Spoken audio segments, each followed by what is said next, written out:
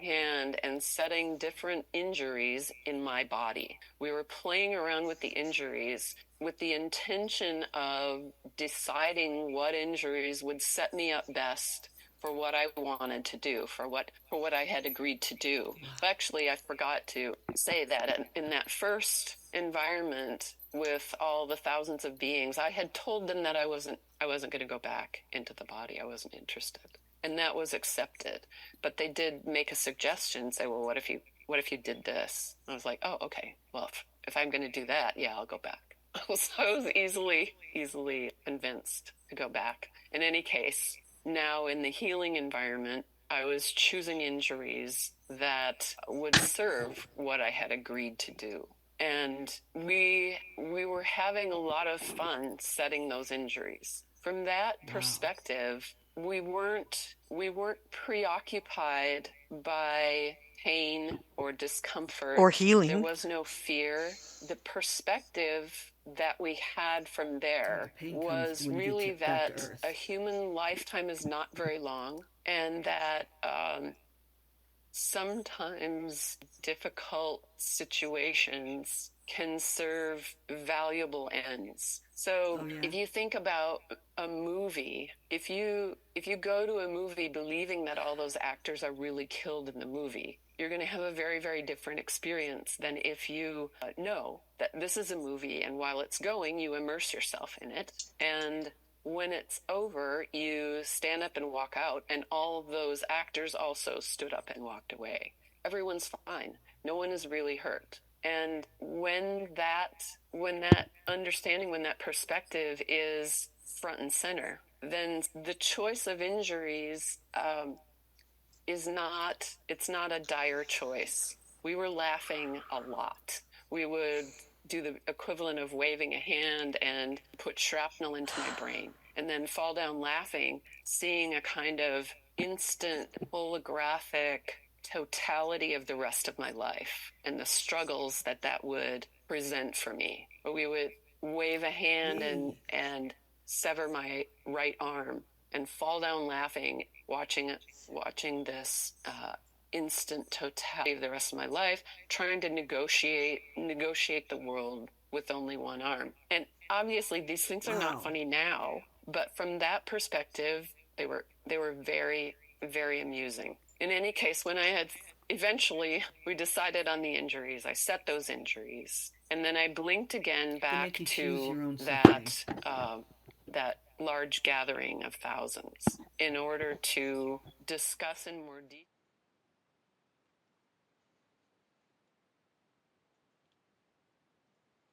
Need fucking laws for that. Like, we'll deal with that as it comes. But anything other than that, what you want to smoke, where you want to live, where you want to take a shit, who you want to insult, not a fucking other adult on this planet. Like, what are you, my dad? Are you my fucking dad telling me what to do? Like, that's how I feel now when police are like, you know.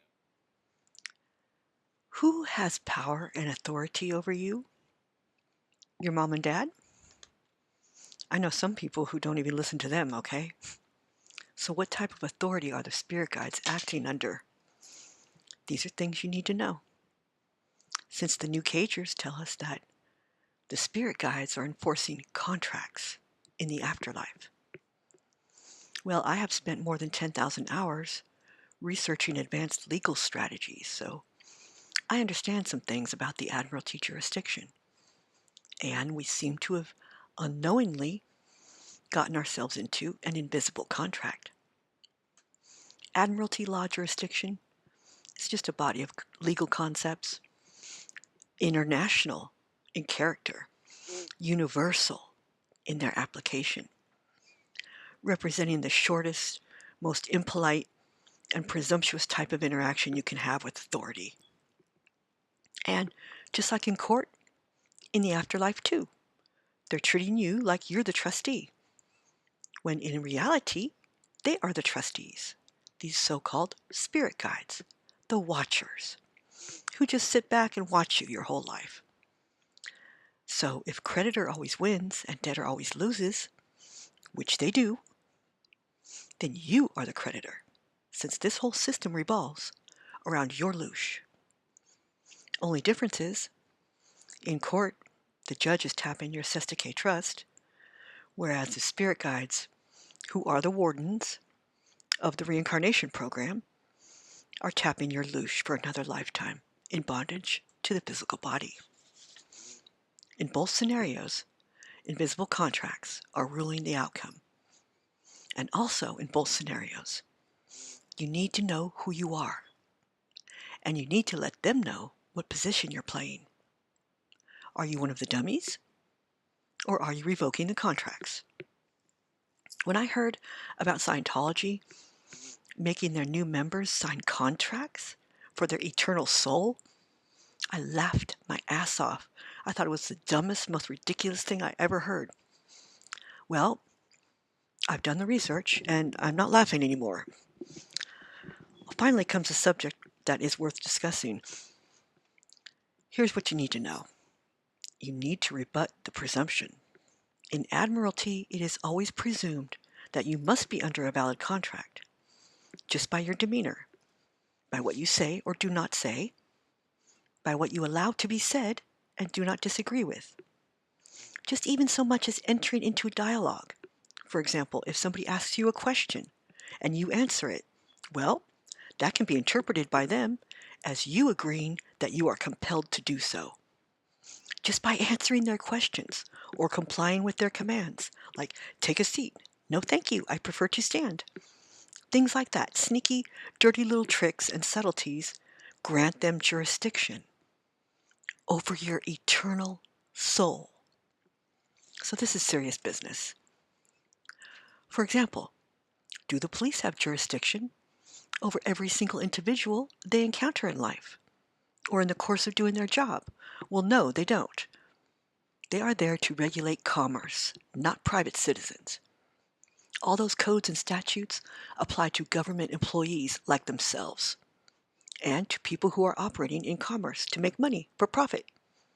So in my mind, if you didn't see some commercial plates on the back of my ride, then you did not have probable cause to stop me in the first place. And they know it's true because they back down every time I interact with them now. They are just like the IRS. They need to be put in check. And the same goes for the dreaded life review that they utilize, showing you how other people felt about what you said or did. How other people felt, really? You have no control over how other people choose to feel. So how unfair is it to judge me by how other people choose to feel about something? The only thing I have control over is how I choose to feel about something. So you have to decide in advance if you are accountable for what and to whom right now before it gets decided for you. And considering the forced amnesia, then no, in my mind, all bets are off for lack of full disclosure.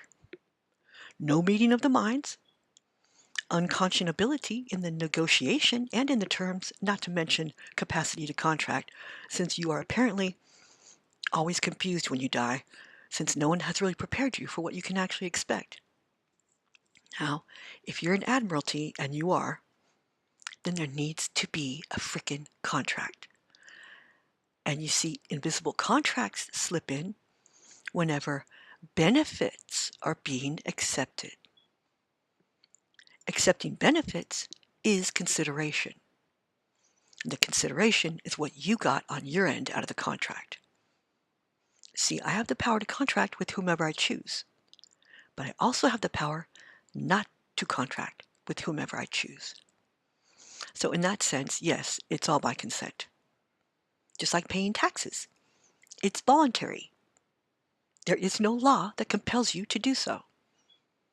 Of course, it makes sense, since the best way to get someone to go along with the program is to get them to do so voluntarily.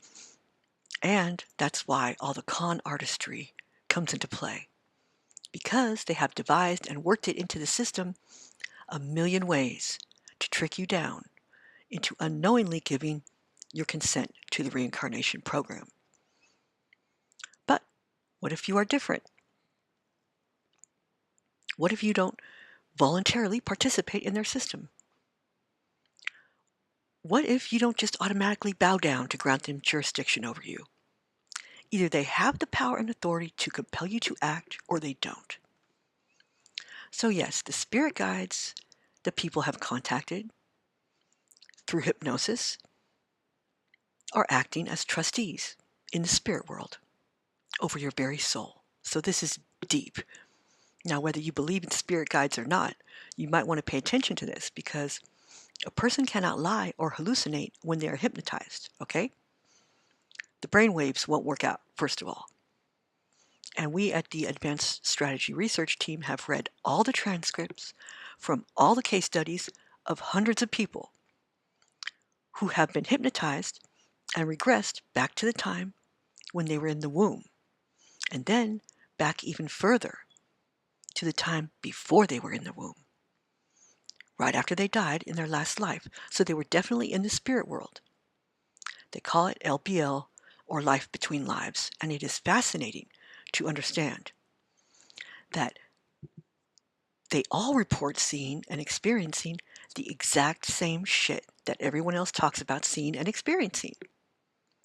Not just under hypnosis, but also we have read in the thousands of case studies of near-death experiences from all over the world. Everyone reports dealing with these same spirit guides after they die, who always have the same agenda. So these aren't just fairy tales we're telling the kids anymore. This is real research. And you are going to see for yourself the snarky sarcasm and BS from the spirit guides, who are faceless, sexless, programmed worker bots created by the Matrix to keep you in a reincarnation loop. They are the shapeshifters of the afterlife, appearing as aliens, angels, your dead relatives, or Jesus. Mostly, they are faceless ass clowns in robes with hoods. Apparently, they are a product of the morphogenetic fields that surround us in the environment we find ourselves in. And they are able to interact with our consciousness and read us like a book, since apparently we have never ever been alone, since these punks are just sitting back watching us, never helping a brother out. Now, since they readily admit that they can appear as whoever you will feel most comfortable with, well, then they are therefore not playing it straight with you from the get-go.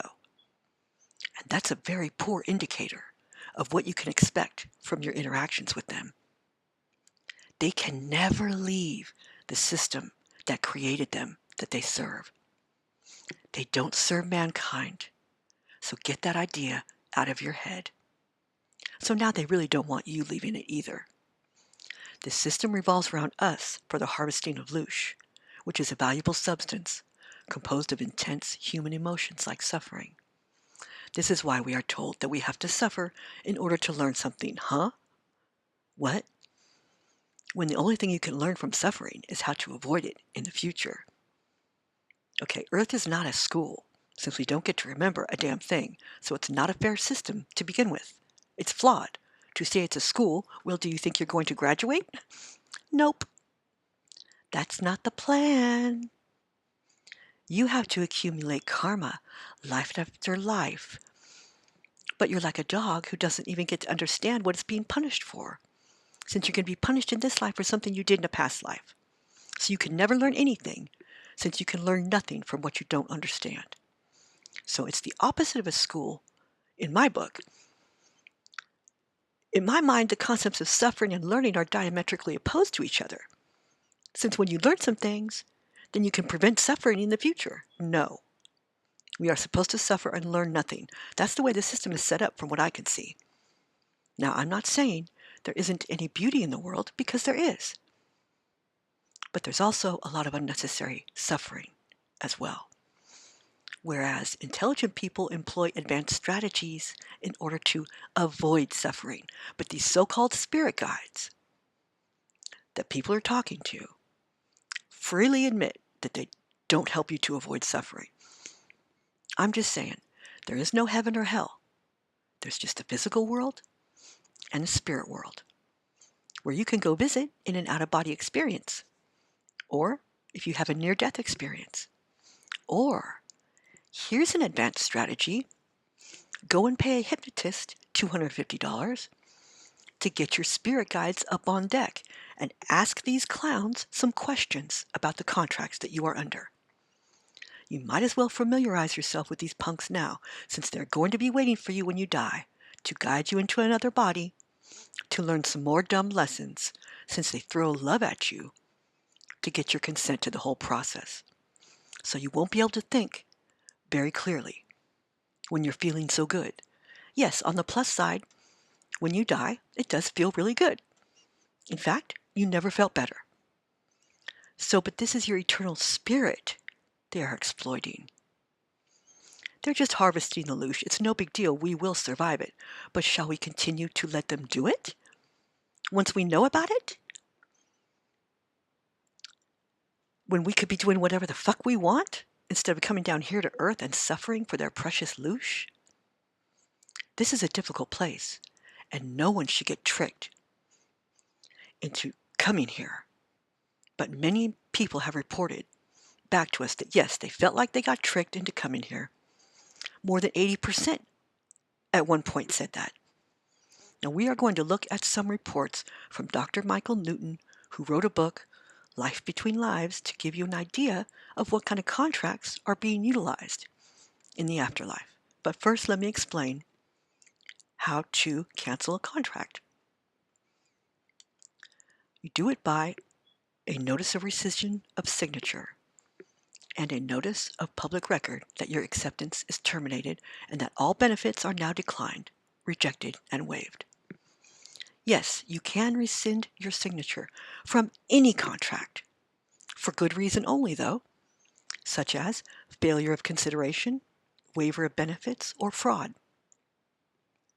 If the consideration fails, the contract is null and void. And of course, if you find out there wasn't full disclosure, or if there was fraud involved, then of course you would not continue to leave your signature there to now become a party to fraud. Now, that's another topic of discussion. What exactly are you getting out of it? I guess you have to decide for yourself if you are continuing to get some value out of the arrangement. I certainly hope, for your sake, that you are able to get some benefits out of the situation, but many people feel like it is an unfair system we find ourselves in. And certainly it's not a school in my book. I have no need of lessons that include suffering at all, since that's what dumb people do who don't know how to do anything better for themselves. And it's not a school, so I get nothing there. As far as I'm concerned, calling it a school is a huge deception, and it's not being honest about it.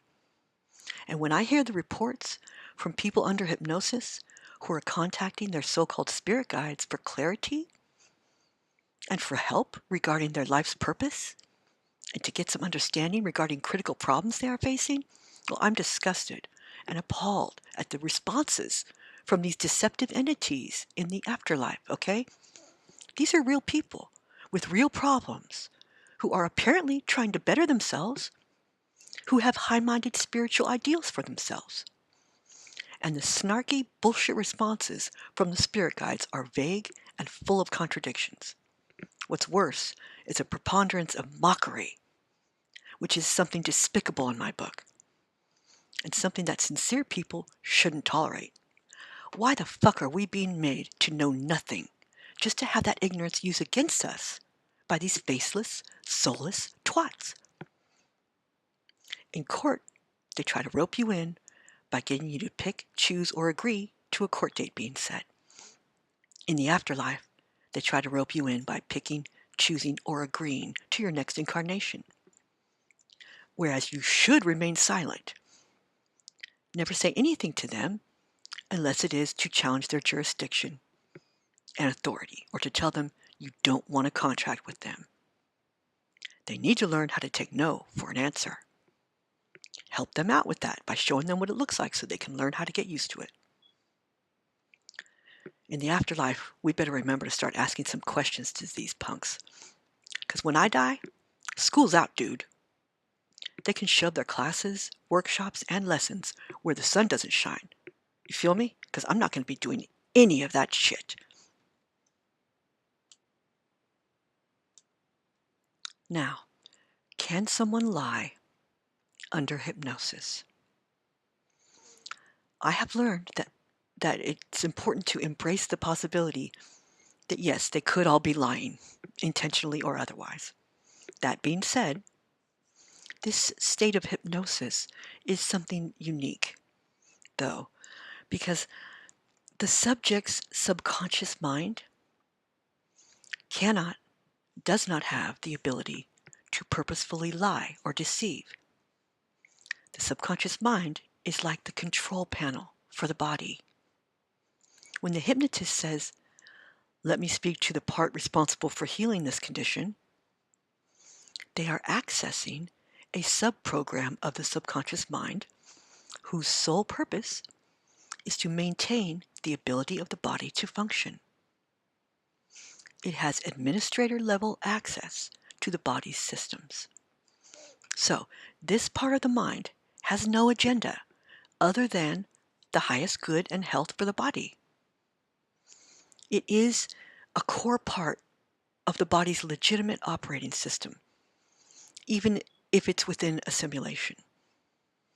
So, when it says, "We need 3 more sessions to heal," it's giving a factual readout of the system's recalibration process, like a computer running a disk repair can tell you how long it will take. So, can this part lie? No. It is a function, not a persona. It can be mistaken or have its communication misinterpreted, but it doesn't have the capacity for deceit. The subconscious mind rules your automatic functions like driving, your beliefs, your emotions, your memories. It is non-critical, and it accepts suggestions without filtering them. Well, since we're on the subject, let me address a core truth regarding the soul trap theory right now.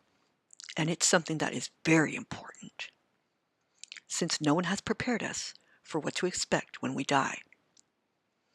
When Jesus said, "You must become like children to enter the kingdom of heaven," what he meant was that you will be like children when you enter the kingdom of heaven. Now, I haven't heard anyone else explain this part of the soul trap theory, so I've looked into it because it's a conundrum, wondering why do the people who have experiences in the spirit world report acting like children and being treated like children?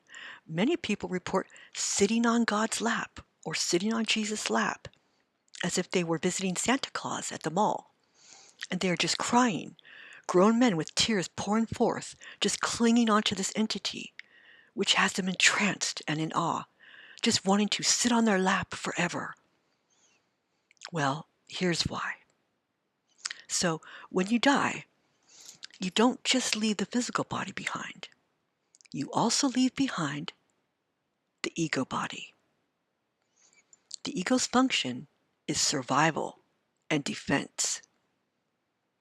The ego is in charge of most, if not all, of your critical thinking, your skepticism, analysis, and your emotional defenses like anger or to protect yourself. During life, your ego body is deeply intertwined with your conscious mind.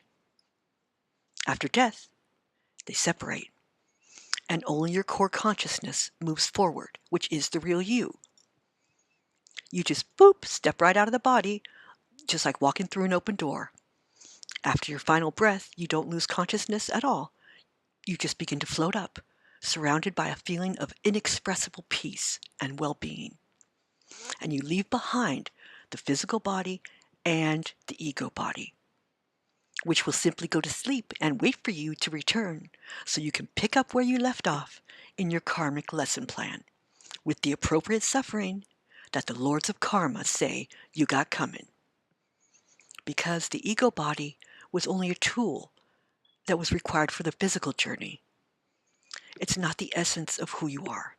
And apparently, we don't need all that skepticism and defense mechanisms in order to have our spirit rise up to eternal bliss.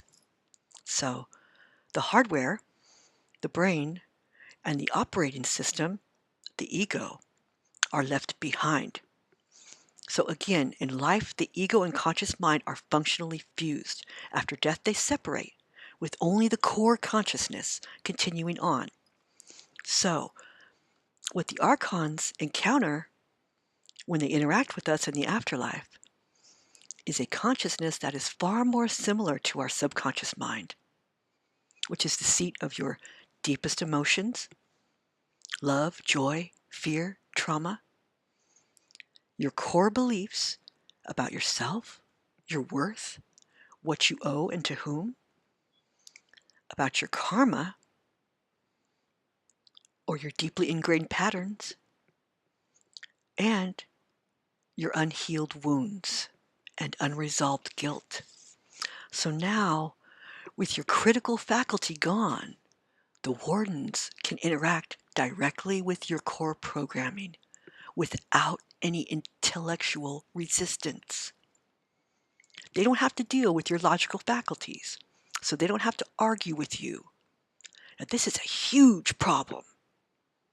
This is the biggest problem you will ever face. Because now they can appeal directly to your deepest feelings of love, belonging, and most effectively, your feelings of guilt and inadequacy. These are the mechanics of their manipulation. This is why their theatrical performances are so effective, since all these elaborate shenanigans are not just for fun and games. Now, are they? They aren't going through all these changes and productions for nothing. They need to get our consent. Just like in the courtroom, and in both scenarios, invisible contracts are ruling the outcome. Since if you allow these invisible contracts to exist, be they fictional or otherwise, then that means you grant them jurisdiction, which gives them power and authority over your very soul, your eternal spirit. They use the love bomb. They overwhelm you with a sticky kind of love which bypasses all reason and speaks directly to the soul's deepest longing for unconditional love and acceptance, a primary force in the subconscious mind. And they use the life review. This is a masterful manipulation of the subconscious mind. By focusing on your mistakes and the pain you caused, they trigger deep-seated guilt and shame. The solution they offer you, reincarnation to make it right, then feels like the only path to redemption. They are essentially activating a guilt program in your unconscious mind and then presenting themselves as the only ones who can run the fix-it program, making you feel like they are just there to help you out, to navigate the complex laws of karma so you can learn your lesson. But you're not going to have a clue once you get a new body and another lifetime of suffering ahead of you what the lesson was supposed to be all about.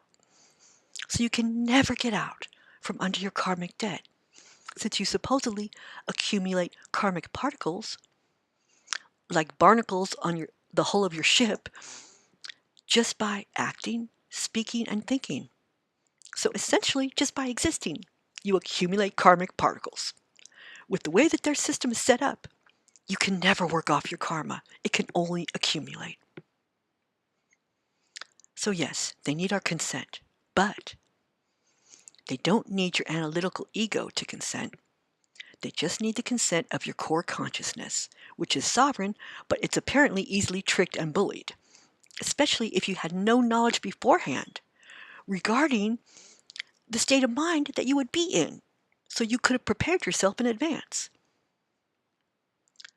So by manipulating your subconscious emotions, like love, guilt, and a desire to belong to a group, they get your core consciousness to feel and to believe that reincarnation is the only correct, loving choice. You aren't thinking, I agree. You are feeling like, I must do this. I have no choice. Now, in the absence of ego, that feeling is interpreted as your own true will. You are tricked into giving sovereign consent from a place of manipulated emotion, not informed discernment. So, you're going to have to reprogram your core beliefs pre-mortem before you die. Now, That's something worth spending your time and attention on while you're still alive, and so you still have the opportunity to make some changes and execute some updates to your subconscious mind, since you never know. In your next life, you may never find out about all these things again, keeping you stuck for however many more thousands of years of life after life after life, when you could be off doing whatever the fuck you want, instead of coming down here to do all this suffering for their precious loosh. Because the ego body didn't disappear. It hibernates and waits for you to return. So you get the opportunity to receive your karmic punishments in your next incarnation. It holds the blueprint of all your past actions and tendencies for your consciousness to hook back up to all of its old baggage, the same programs, files, and viruses of the previous life. Their karmic particles are the unresolved energetic charges, the debts, the traumas, the attachments. They now become alive again, creating powerful magnetic attractions, drawing to itself the circumstances, parents, location, physical abilities that offer the perfect conditions for those karmic seeds to manifest. You don't so much as pick a life as you are irresistibly drawn to the one that matches your karmic vibration. Someone who perpetuated violence might be drawn to a war-torn region or location. Someone with a deep need to learn unconditional love might be drawn to a life of great hardship or disability. Karma is the ultimate deception because it gives you the illusion of progress. You believe you are returning to learn lessons, but you are actually being replugged into the very program that creates the lessons in the first place. It's a closed loop. See, the archons don't need your pure divine spirit at all. What they need is your ego body, because that's the part that generates fear, pain, separation, and all the other low vibrational energies they consume. But the ego body is dead unless they get your spirit involved to intertwine itself again, to refuse with the ego body and guarantee a continuous energy supply to the harvesters, who are the wardens, who are the archons, posing as spirit guides.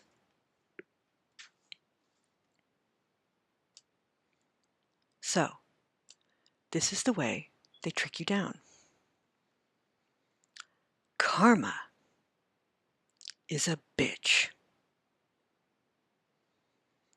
But what if, hypothetical, what if it's all a bullshit lie they tell you about karma?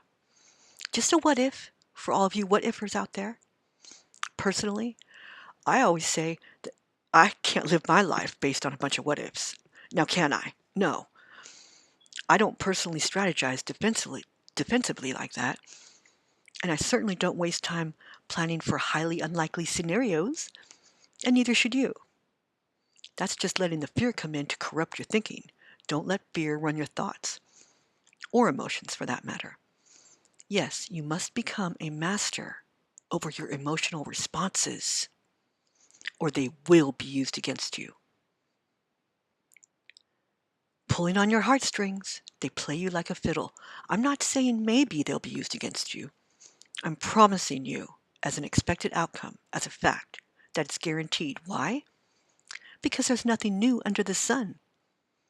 That is the way that powerful groups trick down the masses of this world to accomplish any goal they please, even to trigger a war with all the people supporting it, with emotional bullshit, lies, acting, fake blood, and fake scenarios, children involved, pulling on your heartstrings to play you like a fiddle. This is the way they trick you down. It's not one of the ways.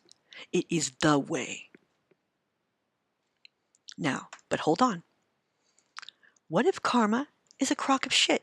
And in reality, everyone who incarnates is going to have some certain handicaps in place already, or pre-planned scenarios built into the body.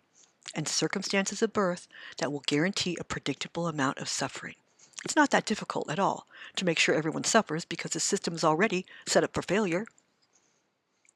Loss, emotional and physical trauma, difficult circumstances, natural disasters, etc., so-called accidents, which I don't believe in them anymore, not the ones that cause pain, trauma, and suffering. I don't believe those events in people's lives are accidents at all anymore.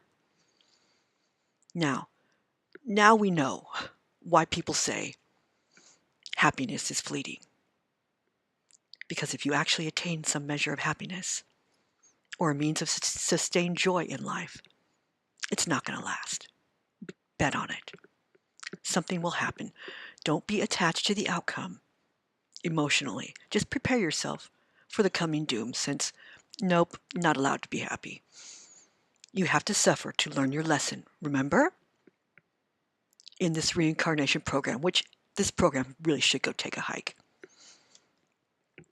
I'm about ready to start teaching a lesson to the teachers of lessons. You better get the fuck on.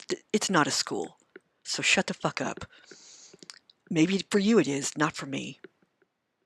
All those classes and workshops and councils and shit? Get the fuck on. You can love me all up and down all day and all night long, and I'm still not going to be doing any of that shit. School's out, dude. Go fly a kite. But what if this? What if, okay, you get back to the spirit world, right? You just died, of course, unexpectedly, and of course in such a way as to cause what appears to be extra, excess, unnecessary suffering for the loved ones you were brutally ripped from in a surprise event, causing extreme terror and trauma to your kids. So now you get back to the spirit realm and you're hopping mad. Now they say under hypnosis that when souls come back angry to the spirit realm, that their guide is always right there to meet them, themselves. No relatives or the other bullshit. The guide appears immediately to bear the brunt of your anger and to calm you down, to make you understand what the fuck these punk guides thought they were fucking doing with their bullshit surprise attacks and shit causing unnecessary suffering to people. And even though you're not suffering anymore, you're hopping mad because your loved ones got fucked over and all you can think about is wringing that faceless punk's soulless neck for their bullshit plans to cause suffering. But then, as you grip his scrawny neck and get ready to throw him across eternity, he says, up! The law of karma. All that shit happened to you and to them because, oh yeah, because of something you did in a previous life that you don't remember. You better get the fuck on. That answer doesn't cut it with me, Jack. That simple scenario right there, I don't swallow that. It's the most unfair setup I can conceive of.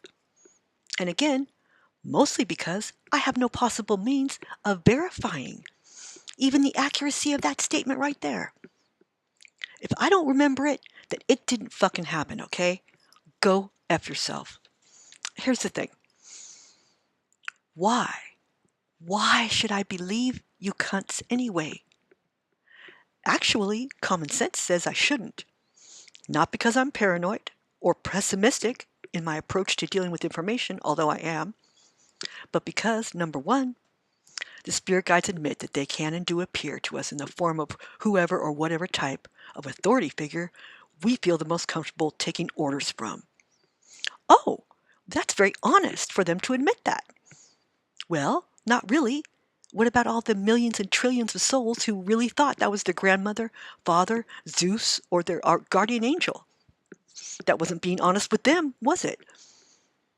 And this, like I said, is a very poor indicator of what you can expect out of your interactions with them, since the first thing they do is trick you down right from the gate. Of course, we have a deep and intense hope and longing to see our loved ones who have already crossed over when we die, and they capitalize on that, which is so low it's beyond criminal. It is the pinnacle of treachery to impersonate someone's dead relatives. But it's the hot button for the wardens. And they have no soul, so they don't give a fuck about how low they have to stoop with their tactics.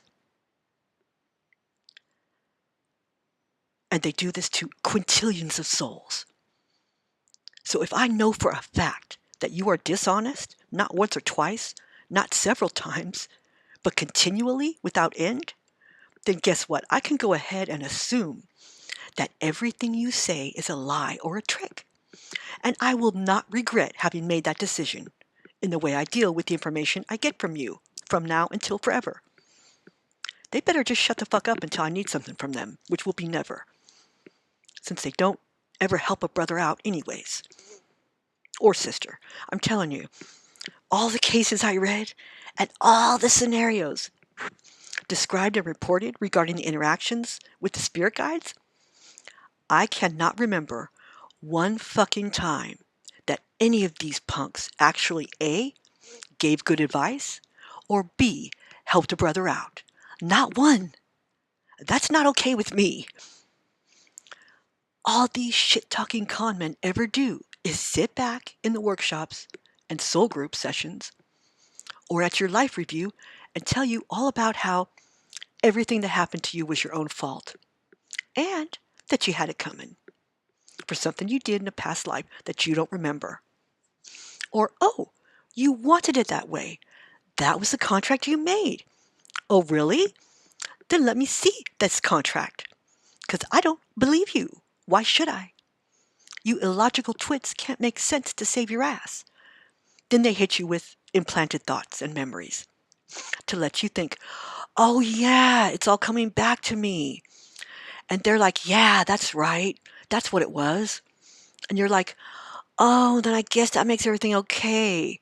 Hunky-dory. Let's go to the party of fake friends and relatives. Whee!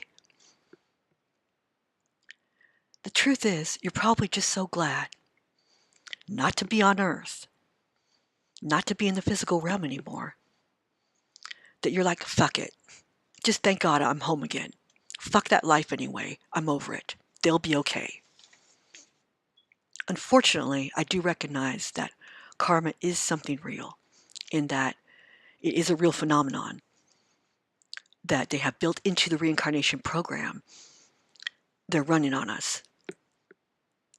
These soulless cunts never incarnate themselves. So, they are never even going to be capable of doing any of the precious suffering themselves. So they'd better give lessons to no one about what goes on in a lifetime. The Council of Elders, too. Sexless, faceless, soulless worker bots. Not high-minded individuals who give two fucks about your soul's evolution. Why in the world would they care about that? Listen up. If all these spirit guides, who are so busy helping guide humanity, are worth two shits at doing their job, then how come no one graduates? Ever? Why are there no souls who have evolved or advanced to a stage where they are now able to avoid suffering? How come nobody is fucking happy? But we act like we believe these nitwits know what they're doing. Only one time did I hear about a spirit guide who pretended to give a fuck. He gave someone some ointment, which was probably fake. None of the guides will ever come to Earth, since they can produce no loosh at all. So what are you guys there for? Since you're not helpful. They are very task-oriented, and they do have a purpose, but it's not in serving mankind. The guides, yes, young Pharaoh, they are the aliens. But no, since they are shapeshifters, brother, then technically you can't claim they're melanated, since they appear as the tall Nordics, too. Are the Nordics melanated? Okay, then. And they're not there to hold your hand until you don't need them anymore. Ass, gas, or grass, nobody rides for free. So why would they do that for us? What are they getting out of it, goddammit? Boy, are you dumb if you automatically assume they are here to serve mankind. Since I'm not Santa Claus, So I don't need any elves. And I don't have sarcastic twats as supervisors of my eternal spirit. Like I said, they need to just shut the fuck up until I need something from them, which will be never, since they are backstabbing Decepticons. We live in a controlled system with hostile management. Stop talking to the wardens. They're not on your team. And start looking within your own higher consciousness for the answers you seek, because you shouldn't let deceptive entities tell you what to do. I tell you what, you listen to these clips and you decide for yourself if these spirit guides are on your team. Okay? Because only you can decide for yourself if there's any value to be had from the services that they offer. This advice, another being appears. James says it is Jesus and is somewhat unnerved, but as he looks more closely, he reports the figure changes in appearance, now wearing gold track shoes and a toga. Nancy. Who is this being? An important spirit world stop, he met with his council. The following is the session dialogue where the council interacts with Mr. B about his arrogance in his current life. Mr. B. I'm being told I shouldn't be so arrogant. I don't quite understand. Janelle Marie. Is there a tool for you about the arrogance? Perhaps a specific place in your body or an attitude they can describe to you so that you have a greater understanding? Mr. B. Yeah. I know it all. I always pull my energy up into my head because I feel I have to know it all. I think I can control my environment this way, but of course that's not possible. They are telling me that's arrogant, or that's the core definition of arrogance. Thinking this way keeps me in my head all of the time. I have to drop that. Janelle Marie. Is there a way they can guide you into dropping or moving out of arrogance? Mr. B. Yes, they have a very good way. They just suggested I clean the kitchen floor on my hands and knees. The energy will circulate through my body instead of getting stuck in my head. All right, that brings the head down for sure. Janelle Marie. Do they suggest how often? Mr. B. Once a week, twice a week. They nailed me. I thought I would get out of this one. They are really serious about this. I really have to do this. Janelle Marie. Anything more? Mr. B. This is so funny. Really funny. I am being directed to do kitchen work. Most of the time, I should be cleaning the kitchen. They are telling me to keep the kitchen spiffy clean. If it's spiffy clean, then I don't need to worry about my pretty little head. They don't think it was as funny as I tried to make it out to be. And I see my way of being funny about it was my way of trying to get out of it, but it's not possible. They are really serious about this one. Janelle Marie, is there more about... What I'm asking? How do you implant ideas? Subject, finally. I'm unable to tell you. Note, I suspect blocking here, but I can't complain. So far, Thies has been liberal with information, and so has her guide. I decide to stop the session for a minute to appeal directly to Kamara. It is a speech I have given before. Dr. N. Kamara, permit me to reason with you through Thies. Go, Newton. My work here is intended for good. By questioning your disciple, I wish to add to my knowledge of healing and bring people closer to the higher creative power available within themselves. My larger mission is to combat the fear of death by offering people understanding about the nature of their souls and their spiritual home. Will you aid me in this endeavor? Subject. Thies answers me in an odd tone of voice. We know who you are. Wow. Dr. N. Then would you both assist me? Subject. We will talk to you at our discretion. Note. This tells me if I exceed the undefined boundaries of these two guides with an intrusive question, it won't be answered. Okay. Dr. N. All right, Thies. On the count of 3, you will feel more comfortable talking to me about how souls function as guides. Begin by telling me in what way a company member on Earth can signal to get your attention. 1, Hey, 2, stupid. 3. I snap my fingers for added effect. Subject, after a long pause. First, they have to calm their minds and focus attention away from their immediate surroundings. Dr. N, how would they do this? Subject, by silence. Reaching inward to fasten on their inner voice. Dr. N, is this how one calls for spiritual help? Subject, Silence? Okay. Yes, at least to me. They must expand upon their inner consciousness to engage me on a central thought. Dr. N, on you or on the specific problem which is bothering them? Subject, they must reach out beyond what is troubling them in order to be receptive to me. That doesn't make sense. That's difficult when they don't remain calm. Dr. N, do all 9 company members have about the same abilities to reach you for help? Subject, no, they don't. Okay. Dr. N, perhaps Ojanawin has the most problems? Subject, she is one of those that does. Dr. N, why? Subject, for me, getting the signals is easy. It's harder for people on Earth. The energy of directed thought must override human emotion. Dr. N, within a spirit world framework, how do you pick up the messages of just your company out of billions of souls who are sending out distress signals to other guides? Subject, I know instantly.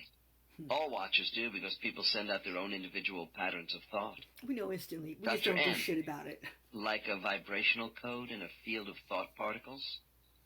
Subject, laughing. You could describe an energy pattern that way, I guess. Dr. N, okay. Then how would you reach back to someone in need of guidance? Subject, grins. By whispering answers into their ear. Dr. N, lightly. Is that what a friendly spirit does with a troubled mind on Earth? Subject, it depends. Dr. N, on what? On what, dude? Are teacher spirits rather indifferent with the day-to-day problems of humans? Subject, not indifferent, or we wouldn't communicate. We gauge each situation. Dang. We know life is transitory. We are more detached, because without human bodies, we are unencumbered by the immediacy of human emotion. So they don't give Dr. a fuck. N, but when the situation does call for spiritual guidance, what do you do? Yeah. Subject, Do gravely. you guys guide anybody? As watchers in the stillness, Oh, now you're just we a watcher. recognize the amount of turbulence from the wake of troubled thought. Then we carefully merge with it and gently touch the mind. Thanks Dr. for N, nothing, douche. please describe this connection process further. Subject, pause. It's a slipstream of thought, which is usually turbulent rather than smooth from someone in distress. I was awkward at first, and I still don't have Kamara's skill. One must enter with subtlety to wait for the best receptivity. Dr. N, In other words, we don't do how can jack a shit to watcher help be them. awkward? You have had thousands of years of experience. Subject, communicators are not all the same. Watchers, too, have a variety of abilities. If one of my company is in crisis, physically hurt, sad, anxious, resentful, Yeah? they send out great amounts of uncontrolled negative energy which alerts me, but exhausts them. This is the challenge of a watcher, to know when and how to communicate. When people want immediate relief, they may not be in the proper mode for reflection. Dr. N, well, in terms of abilities, can you tell me how you were awkward as an inexperienced guide? Yeah, I thought you guys knew Subject, what you were doing. I wanted to rush in too fast to help without coordinating the can't do patterns that. of thought we talked about. Don't rush People into can help. go numb. You don't get through to them when they have intense grief, for example. You Why are not, shut out of a motherfuckers? cluttered mind when attentions are distracted and thought energy is scattered all about. You mean when he really needs you? Dr. N, do the 9 members of your company sense your intrusion into their minds, following a cry to you for help? Subject, watchers are not supposed to intrude. It's more of a But you do. soft coupling. I implant ideas which they assume as inspiration to try and give them peace. Dr. N, what single thing do you have the most problem with during communications with people? And your Stalins and your Mao Zedongs, who are people who ruled through fear. And, Hitler and Stalin and Mao were not particularly religious people, but they were political autocrats, and they ruled through fear. So fear comes from a lot of different areas in a person's life, depending on who they are, how they were raised, what country they live in, and so forth. But it is one of the most crippling aspects of human life. But presumably this is one of the reasons for coming to planet Earth, is that this is one of the big tests. Can you still hear your soul through all that fear that's crippling? Absolutely, because there are worlds where fear does not exist. This is so true, Alan. Now, people will say, for instance, I remember this scene so vividly, when they were showing the damage of 9/11, those planes crashing, into the Trade Center. And the buildings were falling, and there was fire and dust and coming up. And I remember this one film crew that got into this section in New York City where one of the buildings were, and this woman turned to the camera. She was all covered in soot and crying. She said, "Now I know that there is no God." And the person who was filming her said, because of it, absolutely, no loving God could permit this. Either there's no God, or he is a very malevolent being. Now you see, this woman has allowed fear to totally, of what was going on around her, to totally cloud her thinking about the larger picture. The larger picture being, if you elect to come to Earth as an Earth school to work and train here to learn in a physical body, you have to accept certain things. You have to accept the autocrats. You have to accept the Hitlers of this world, the Saddam Husseins. You have to accept repression in other areas, such as some of the more fundamentalist religions that we've talked about. But also you have to accept earthquakes, tidal waves. You have to accept the geology of Earth that can bring natural disasters along with man-made disasters, which include fear. So you have to accept the whole enchilada when you come to Earth. And some people find that awfully hard because they have no belief system.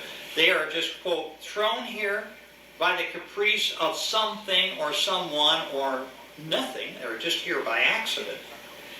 And somehow they've got to endure all this with no purpose, really nothing more than the simple understanding for them that they have to survive to the time of their death.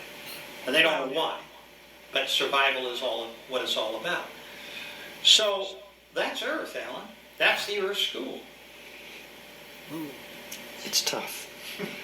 So that leads me to my next question. Maintaining monthly contact with R as a way of honoring this sacred contract he discovered in his soul group. He describes it in the following manner. After several monthly conversations, I realized R had a contract with me in this life to make fun of me. By doing this, he shifts me out of my perfectionist attitude and my feelings of rejection and devaluation. Get the fuck I had the enlightening realization that he is the only one I would allow to make fun of my attitude, and this is an important aspect of our sacred contract. Also, we both came to the awareness that all of us, as souls living on the physical plane now, are connected universally. There is a frequency to this connection, and it is musical in sound. You can go your own way. Go your own way. He's asking me if I am ready to learn. Andy, and what do you say? Dean. I say yes, because I don't understand. He says that I am here because this is where I am meant to be. And while things may not make sense, I will one day have understanding. This life was to learn that hard work does not always have a reward. That's that the you lesson. are not always rewarded for the things you do. It's the dumbest lesson I've ever heard. It's just a perception. That's bullshit. He's asking me to think about that statement because he senses I still don't understand. There are no lessons worth learning in this program. Ask how you get I haven't that heard one smart lesson Dean. that anyone has He's telling me to So-called look at vermin. that life and the things that happened. Bullshit. He's showing me my life. Andy, in what sort of way is this being shown to you? Dean, the view is a living room, but I am not in my body. I am watching myself sitting at the table with the contract, and he's asking me to isolate a single point of that evening when I originally signed the business contract, which showed where good intent was rewarded or had a good outcome. Well, he was supposed to get Andy, something out of it, wasn't he? And what do you say? Dean, I'm starting to understand. That these contracts At the are bullshit. time, I was young and looking to please. I was pleased to sign the piece of paper and take possession of a person. That's what they do. My father-in-law was quite happy to bargain for his daughter. Each step along the way and each moment during that evening, the word seems harsh, but atrocities were committed. Wow. Andy, can you explain what atrocities means? Dean, in the context of my father-in-law trading his daughter for what he perceived was a financial gain through a manipulative contract, it gave him certain controls at certain points in time, increasing sense of the mischievous towards me. I say, why can't I catch up? My mother's saying, we have all been very patient, and you can take as long as you like. While you are learning to take this step, we are off doing other things. It is of no consequence, but we will have to move on. This is the plan that you said would be best suited to bring us all close to you. Remember? You wanted us all to be there to touch you, to be close to your life. And in that way you would be able to do it. They really are laughing at me. She is referring to the fact that so many of my current soul group are close relations, so that they would be there to pop in and pop out of my life as I grew. My anxious stood up and said, each of us has given you a message in this life. You seem to understand each of these messages, yet you look at the message. Dean nods his head in agreement, and you insist on more. Whatever. She says I am not going to get any more messages. Andy, do they remind you what those messages are? Dean, they laugh at me again. My spirit guide says, you know the messages. Why go through this? Andy, What are you there for, Pop? what happens next? Dean, one of the souls that I am not familiar with is pushing a jigsaw that is completed and says, solve the puzzle. Andy, what does this mean? Dean, they continue to make fun of me. The puzzle is solved. There are no missing pieces. My spirit guide has told me to make sure that I am well entrenched. Get that ball! You, both y'all condescending mother... I ain't your entertainment, bitch. Differently from one of junior status. Case 19. Dr. N. When you are in deep reflection over a serious problem, how does Giles come to you? He doesn't. Subject. Laughs. Not the same as Quan. I can tell you. Usually he likes to hide a little at first, behind a shadow of blue vapor. I hear him chuckling before I see him. Dr. N. You mean he appears first as a blue energy form? Subject. Yes, to hide himself a bit. He likes to be secretive, but it doesn't last long. Dr. N. Why? Subject. I don't know. To make sure I really want him, I guess. Dr. N. Well, when he shows himself, what does Giles look like to you? Here it comes. Subject.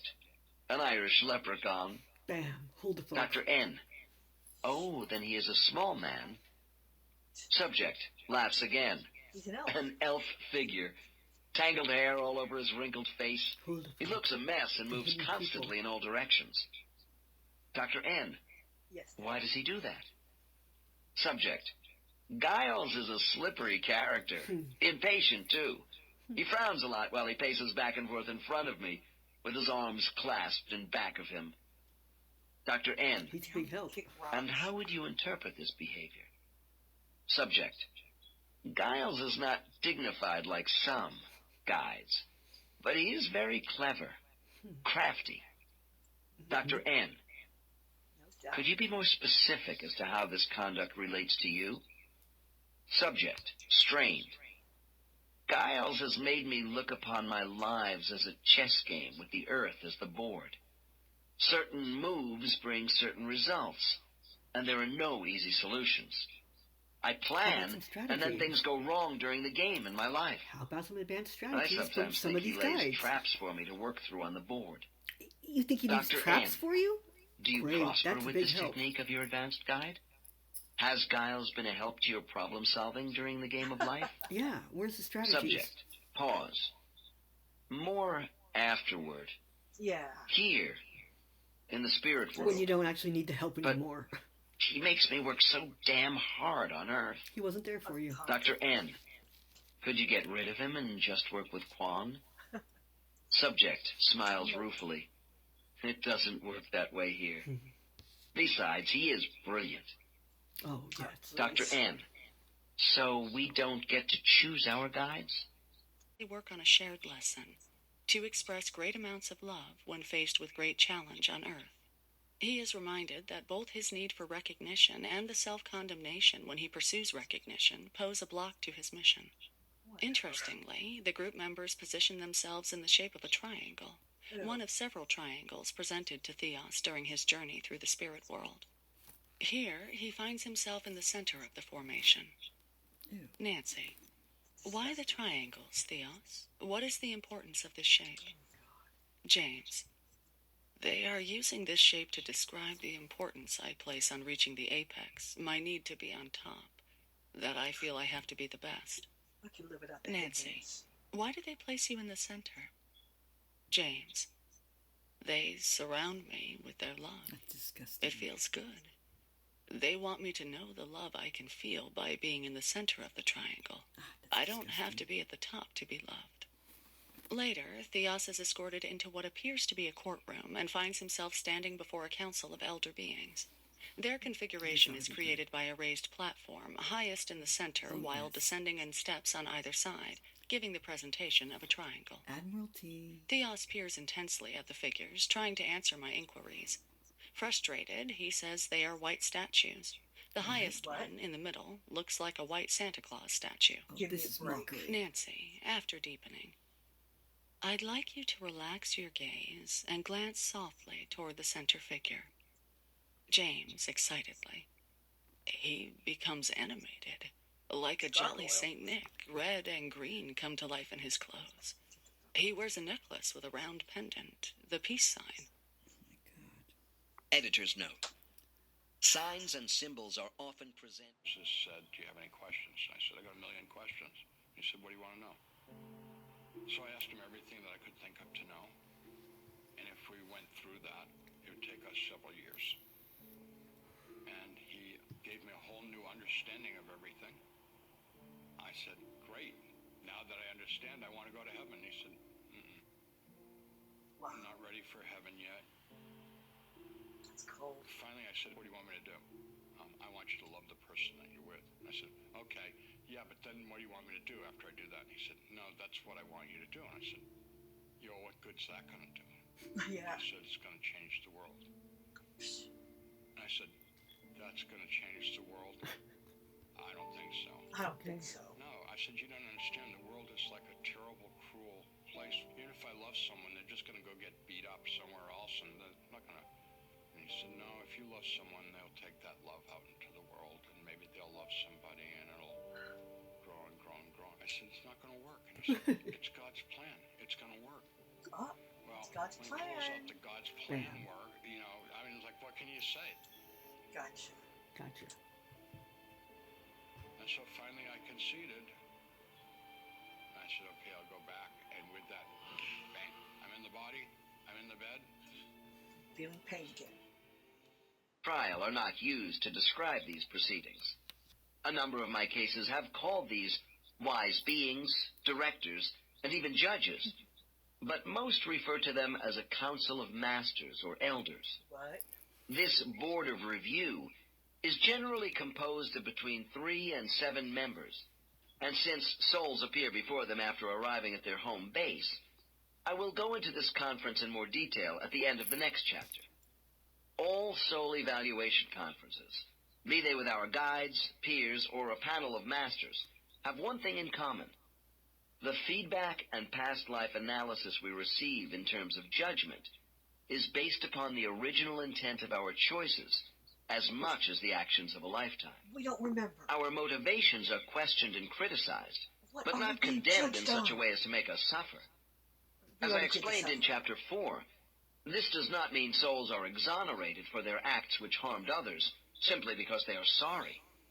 Karmic payment will come in a future life. Oh, yeah. I have been told that our spiritual masters constantly remind us Spiritual that because masters? the human brain does not have an I innate take moral offense sense to of that ethics, terminology, douche. conscience is the soul's responsibility. Felt all right. But when it was too late, when he had incarnated into his body, when he started to move, he felt pain. He still had difficulty in accepting that he had agreed to take it on.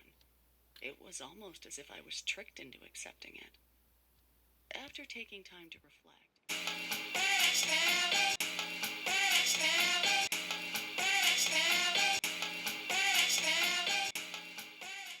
and I made my decision, and right when I did, he disappeared, and I was face to face with myself on the operating table. It was as if a glass panel was separating me from up here and me from the operating table. And I watched as the doctors injected me with the shot that saved my life, and I woke up on the table and I was punching the doctors because I was fighting with myself about the decision I had just made to come back because that place was so perfect. how? Trish Casimira, Greenfield, Massachusetts, editor and hypnotherapist who trained with Michael Newton and specializes in regression therapy. People often seek past life regression to understand the pattern of why their relationships go bad. Because it's good for the loose Life harvesting. Between Lives regression reveals that relationships with members in our soul group fulfill a contract that was agreed to prior to incarnation. At birth, we agree to forget that arrangement so that we can have the experience without any influence of memory. Oh, Even gee. so, amnesic blocks can be removed through hypnotic regression. Oh, let's get it cracking then. Common questions are, what am I supposed to learn from all this? Nothing. How can I identify the bigger picture? So often, the client's motivation to experience an LBL session is born of the need to gain understanding and, perhaps, the alleviation of sometimes unbearable emotional pain. Oh, can't have that. Oftentimes, the resulting discoveries are unexpected, and relief is offered in a variety of ways that can be surprising. The following deeply moving account clearly demonstrates how such understanding, when combined with the power of forgiveness, can transform a life of suffering into one of serenity. Wow. So they're not going to ease the suffering, they're just going to make you forgive people. Her shoulders drooped, and she feigned a polite smile. It was clear that her reasons for coming were affecting her deeply. As soon as she sank into the recliner, her eyes welled with tears. "You are my last hope," she whispered. Clearly, she was a very proud woman, and seemed to feel her tears were a betrayal. She began her story with an apology. "I am sorry to be so emotional, but my life is in ruins, and I have given up. Ordinarily, I am very strong, but my life has been devastated, and I am here to find out what the hell happened. The Archons I was happened. content 3 years ago, living alone in a lovely apartment. We can't have that, sorry. I had a thriving practice as an energy worker. My clients were faithful and sent people to me regularly. The Archons should have left My her alone. She relationship was with working for spirit them. was tight, devoted, and quite certainly the reason my healing work was so powerful. After a long sabbatical, I decided to date again. A friend set me up with a man she thought might interest me. I met him in a local cafe. As I approached him, I heard one of my spirit guides say to me, "You are to be with this man." Oh, damn. As he turned to greet me, I said to my guide, "You have to be kidding me. He doesn't even come close to my type. He's not tall, dark, and commanding. He's short, pale, and reserved." "Be with him," was the resounding message in my heart. God, they are so We pushy. had coffee and shared a piece of pie. He was very polite and witty, but had no concept of the kind of spiritual path I walked. No way, I thought to myself. I cannot date someone who is a spiritual novice. So I listened to him chat, formulating you're my so no advanced. thanks, we don't have enough in common speech in my head. He spoke some soulful wisdom that led me to think he was an older soul than he realized. I was curious, but certainly could not see myself dating him. As I stood to leave, my no thanks speech ready, Spirit said again, you are to be with this man. Shut the fuck I always up. trusted guidance that came through that strong, so I gave him my You number do? and agreed to go to dinner. Wow. On the way home, I argued out loud with Spirit, yelling that this was not funny, not part of my plan, and why on earth should I be with a man who was my spiritual junior? Oh, you're There so was advanced, no lady. attraction, no spiritual meeting ground. How on earth was this supposed to work? It's not. But no matter how good a case I made, I was quietly assured that I should be with him. So I gave up and dated him. There you go. Within a month, we were deeply in love, and in 6 months, we were discussing marriage. He was fascinated with my spiritual nature and absorbed my teachings like a sponge. He began to talk to crystals, although he'd laugh and What? shrug his shoulders in doubt. 9 months into the relationship, we were house hunting, making our plans for a future. Can't have you being And happy, then lady. one lovely Indian summer day, he announced he no longer loved me. Whoa. Would not see me anymore. I was crushed The with Archon disbelief. set her up And when I for asked that. him why, he Wow. could not say specifically. He just knew he couldn't continue and did not want to lead me on. Where were you when I was at my worst, down on my knees? And you said you had my back, and I wonder, where were you? Dangerous at all. But people told me that you will meet a spirit guide or something, and you can get answers. And so we were told to have questions. Anyway, since I have 15 minutes, I'm just going to go through this quickly. I did have a spirit guide who spoke with me, and then I asked it to show itself to me, and it appeared to me as a big, large, shiny, black serpent. Whoa. But I did not believe the Bible was real, right? So I had no way of thinking, oh, this doesn't look right. Like, I just did not think of it. I used to love snakes, and I had a pet python, so it never caused me to get creeped out or anything. So I'm going to fast forward. So I start getting, I was told to write a book. I was told to teach people law of attraction. I was taught law of attraction. I created a Facebook group with like 2,000 people teaching them law of attraction. The plant really tells you what to do, which is that black serpent. And I believed it. I really thought it was a good spiritual person. It gave me a physical healing, which was pretty fascinating. I had these nodes on my vocal cords, and it made a bargain with me. So I said, can you heal my vocal cords? Because people said you can ask it for healing. And then it said, yeah, I will heal your vocal cords when you tell people what I have taught you. And it taught me all kinds of crap, which is about law of attraction and new agey stuff and how we are God and all that. And then I got really sick. I'm going to fast forward. And my cousin brother, who's a charismatic Christian, he asked me to pray for the Holy Spirit. I had a paralyzed face from a brain inflammation. And I was an actual teacher, and that's where my ego erupted, and I was like, no, wait, let's renegotiate this contract. I don't know about this. I'm not going back there to be teachers. They don't pay them anything. I grew up poor. There's no way I'm going to do that. I was looking into more lucrative careers like law, and then God just laughed at me, almost as if, oh, you silly thing. And my spirit felt like almost balled up like a softball and thrown through space back into my body. And I didn't have a choice. Some people make a choice, and I was told I'm going to return and I'm going to teach. And when I woke up, Donovan is showing me a common theme. As Albert, I hated being afraid, humiliated. The fear turned into anger. I was angry at being powerless. I even envied the master's position. While I did well to control impulsive acts, focusing on the message of Jesus, I did not take it into my heart. The feelings returned to me now as James, anger at being disrespected, fear when I am not on top of the heap. The anxiety comes from this and is a signal that I'm going off message. I wanted to resolve all this as James. Donovan shows me how these feelings surfaced recently. He was stimulating them. He knew I wanted to face them and was helping me. Really? Reincarnation. Talking about amnesia. Why should we have to grope around in life trying to figure out who we are and what we are supposed to do, and wondering if some spiritual divinity really cares about us? I closed my session with this woman by asking about her amnesia. Dr. M, why do you think you had no conscious memory about your life as Ross Felden? Subject, when we choose a body and make a plan before coming back to Earth, there is an agreement with our advisors. Dr. N, An agreement about what? Subject. We agree not to remember other lives. Why? Dr. N. Why? Subject. Learning from a blank state is better than knowing in advance what could happen to you because of what you did before. No, it's not. Dr. N.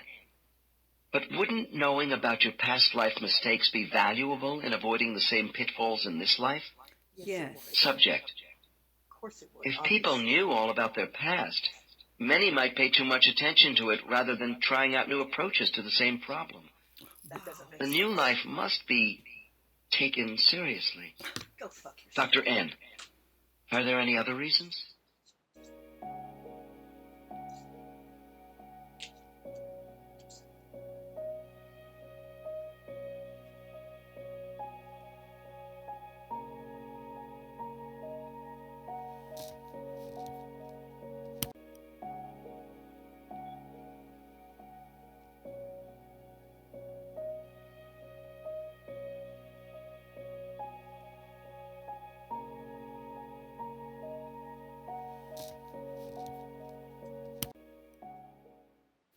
No. I see it isn't. Dr. N. Steve and Sumus, repeat after me. I'm going to give back the pain of Ione, Talu, and Kalish, which they gave to me for my own good, and get on with my life by becoming the identity I really want to be. Subject repeats these words 3 times for me. The agents of Dr. N. Steve, what are you going to do about revealing yourself in the future and taking responsibility for improvement? Subject, after a couple of false starts, learn to be more honest. Younger souls, or do you just want to go? Most advanced souls will say, I just want to go home. And that's what the spirit world is to the soul. It is going home. Earth is not our home. It is a temporary classroom. It's a school. It's a difficult school. Earth is a very difficult school. There are worlds out there where souls will incarnate that have no divorces, no mortgages, and everyone eats seaweed. So there are beautiful places. I always get a kick out of this. I'm a little aside here, Alan. I always get a kick out of the soul who's a hybrid soul, who's been to another world, and they've said, well, I've asked, well, why did you come to Earth? Well, I went to my guide and asked if I could have more of a challenge. And so I could just picture in my mind a guy doing this and saying, you want more of a challenge? I've got just a place for you. It's called Earth. So, anyhow. Mark, that's a great question. No. When I say isolation, I'm talking isolation. Where were your guides? Nobody comes around other than the specialized guides that are helping me through this. Where are they This at? transition. The ones I'm dealing with are very old souls. Oh, of course they are. Very experienced and very powerful. Very powerful. They are able to control me with a glance, with a smile. They have incredible ability when they want to be commanding. Even I agree with them. They are sort of like the Hindu gods you see that look like devils or something. Nice. They can turn from beatific into horrific in an instant. That's right, they're shapeshifters. It's even scary for me.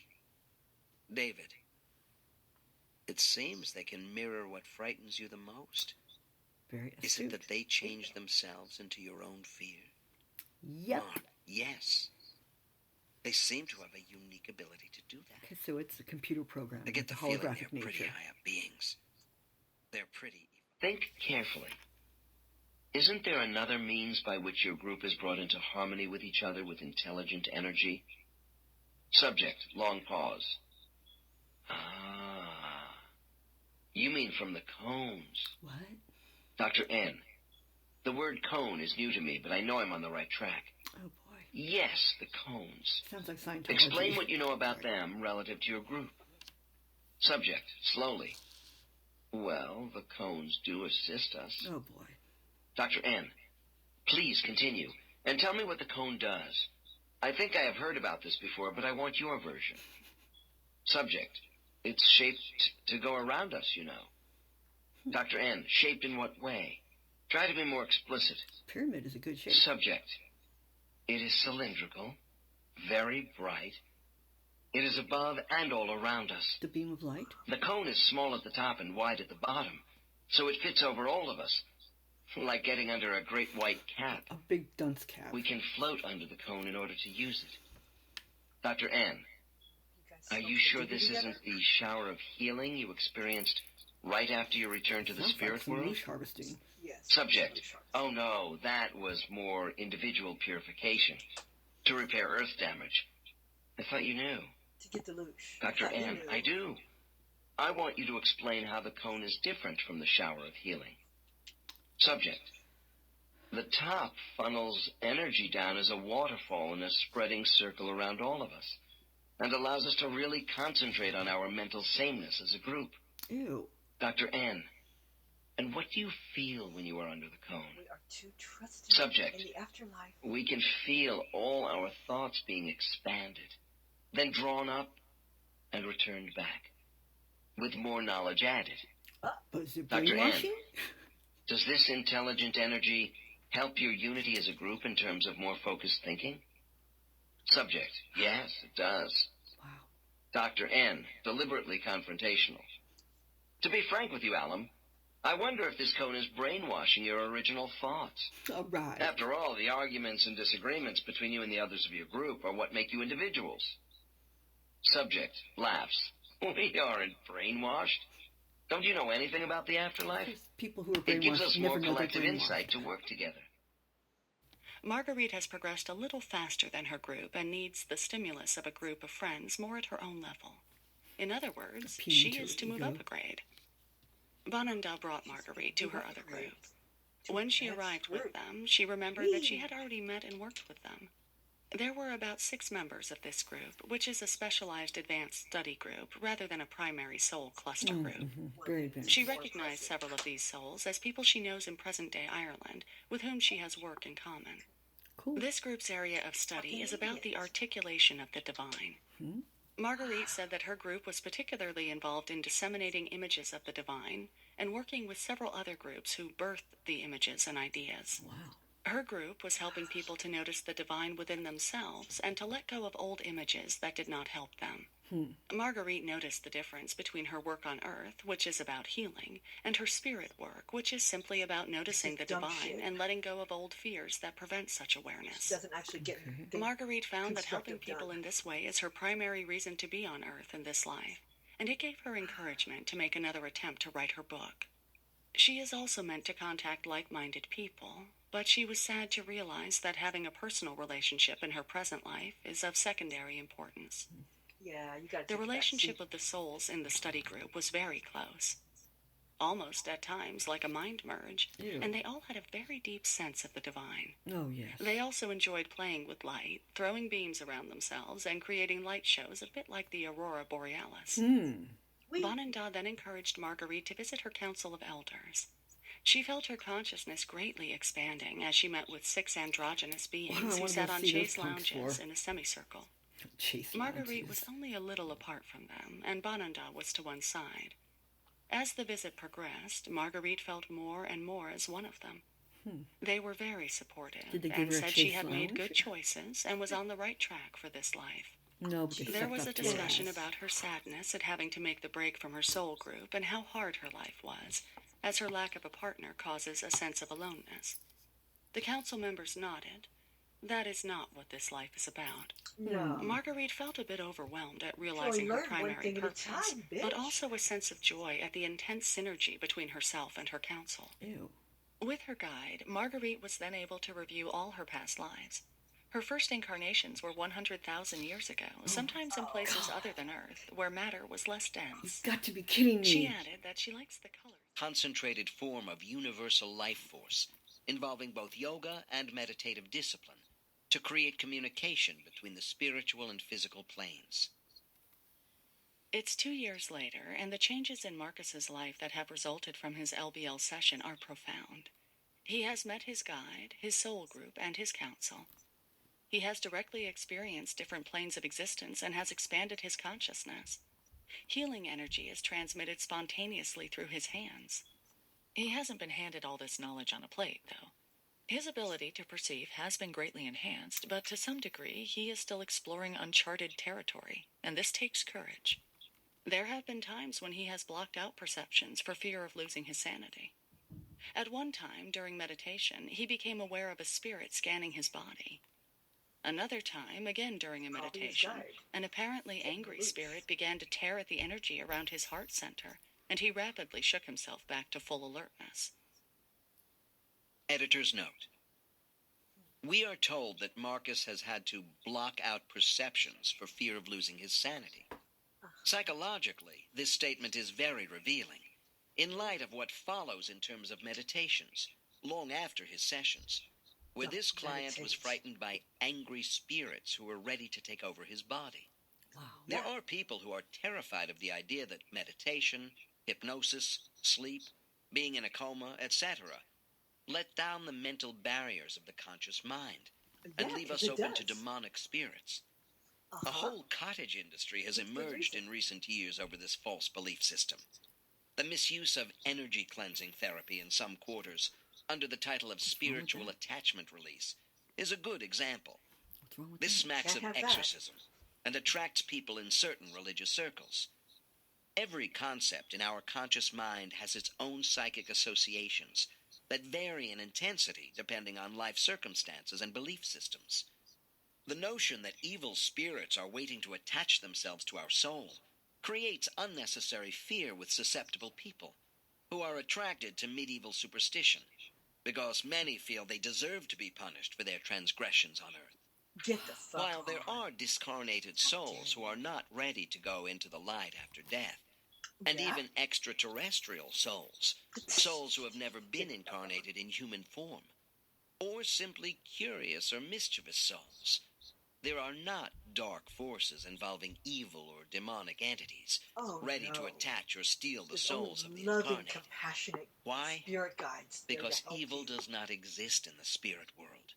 A sphere of love, compassion, and to where you don't even become consciously aware that you have a spirit guide, let alone trans-dimensional entities that you can communicate and interact with.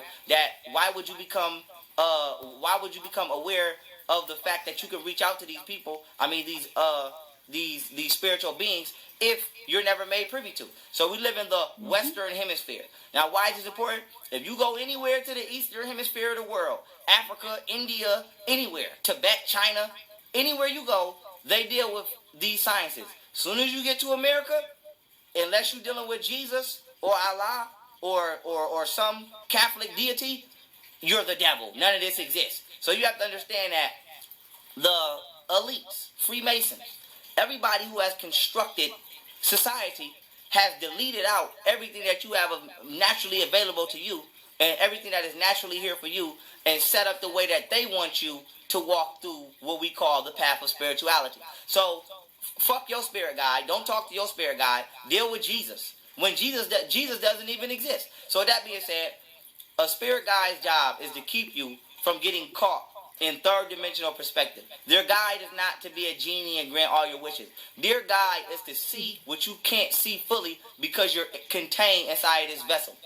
So for example, and you can actually, Stanford University has actually recorded people's souls leaving their body during astral projection. So this is all fact. Go study transdimensional physics. Now with that being said, family, your spirit guide's job is to basically hold your hand, right? Until you reach the level of spiritual enlightenment where you don't need them anymore. So a Buddhist monk would not need a spirit guide because they've reached that level while in this vessel. A spirit guide is already in that level because they're not in this vessel. It is hard for you to obtain a certain frequency while you're experiencing phenomena through what is known as the five physical senses. Your job is to transcend the five physical senses and actually process phenomena directly through your sixth sense, which is your pineal gland or your third eye.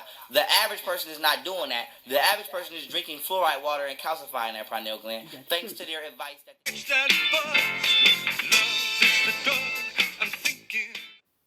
Dr. N. By what name are you called in the spirit world? Subject. I am called Nentham. Dr. N. Nentham, do you have spirits around you right now, or are you alone? Subject. Pause. I am with two of my longtime companions. Dr. N, what are their names? Subject, Raoul and Senji. Dr. N, and the three of you are part of a larger spiritual group of souls working together? Subject, we were, but now the three of us work more by ourselves. Dr. N, We told them to what kill are the us. three of you doing at this moment?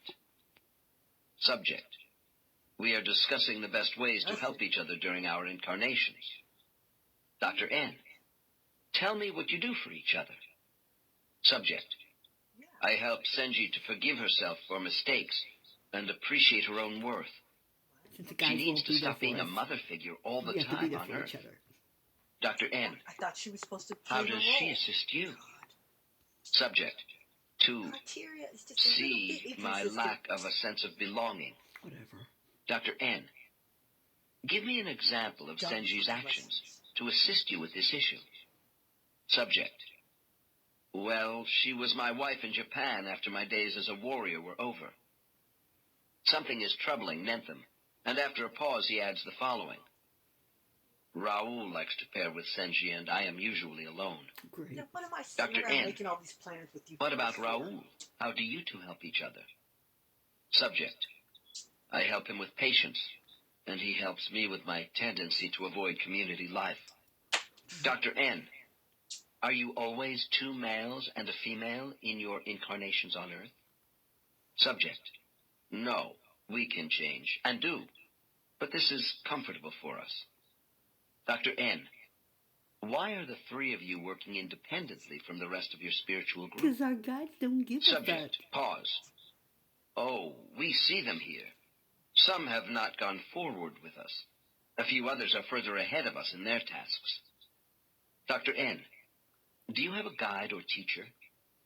Subject, in a soft tone. She is Idis. Where the fuck is Dr. she? N, it sounds to me as if you have a high regard for her. Do you Where's she communicate at? well with Idis?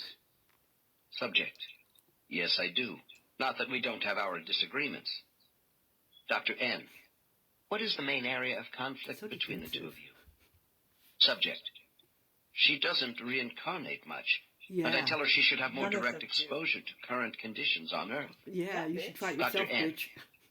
are you mentally in tune with Idis to such an extent that you know all about her background training as a guide? Did you read her file? Subject, shakes head while pondering.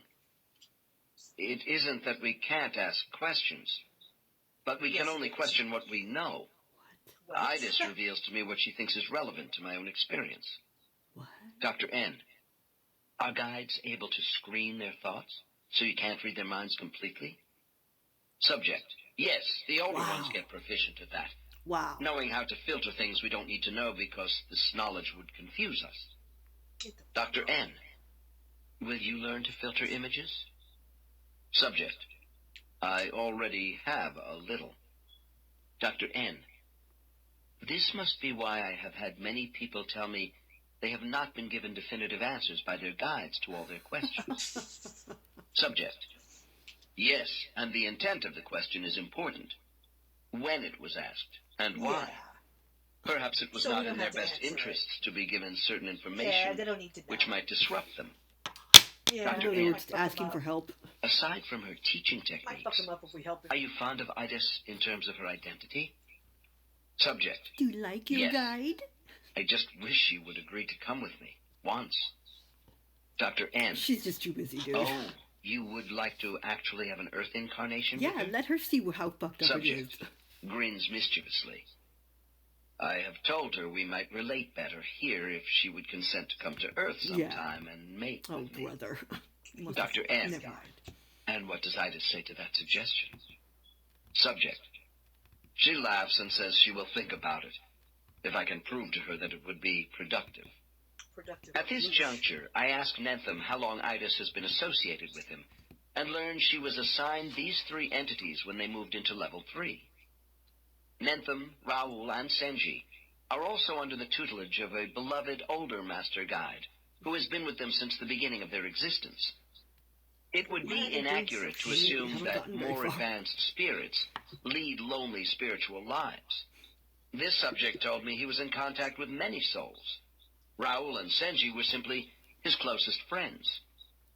Level 3 and 4 are significant stages for souls in their development, because now they are given increased responsibilities for younger souls. Oh. The status of a guide is not given to us all at once, however.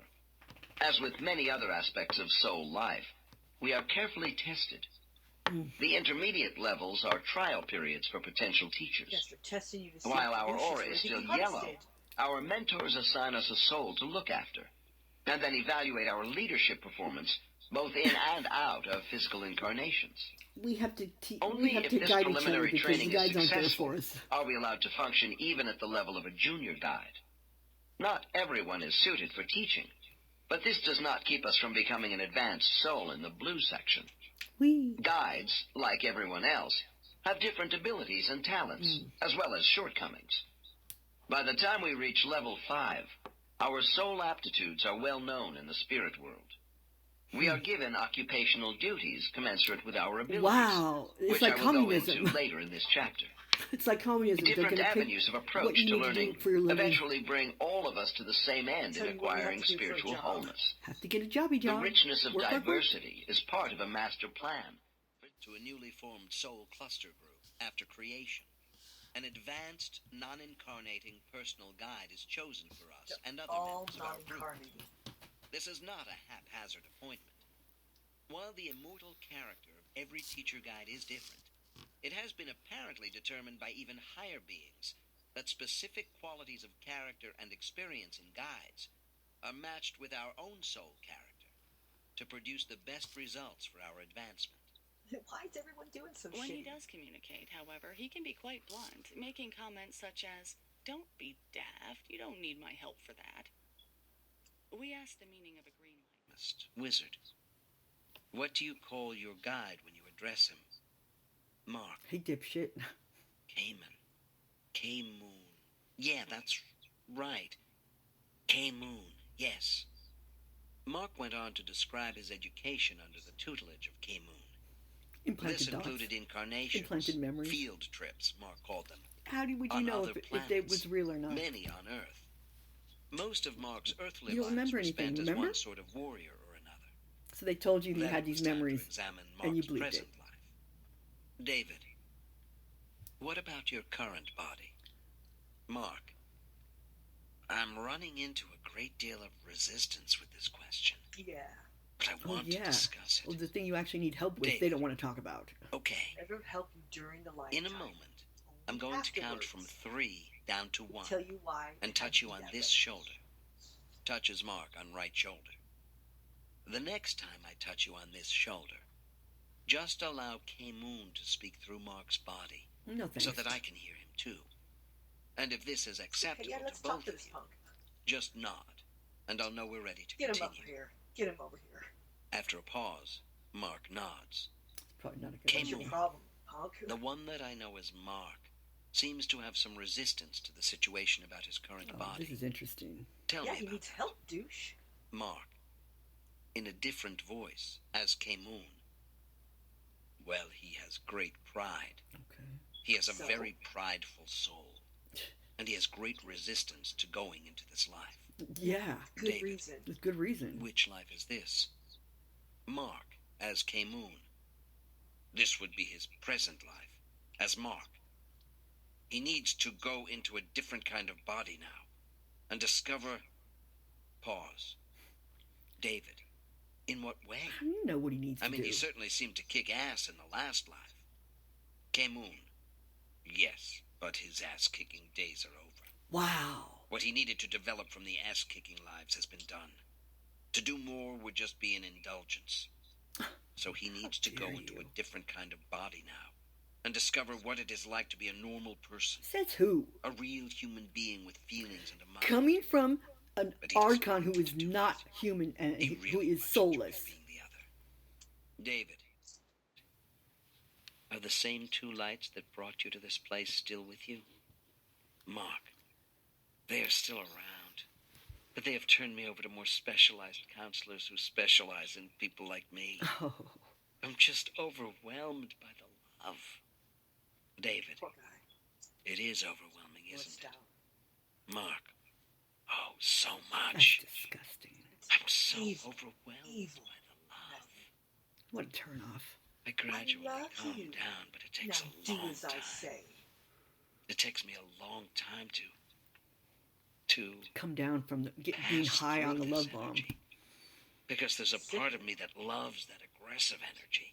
There's part of you that's David, addicted to that love bomb. Mark, it just feels so free and so powerful.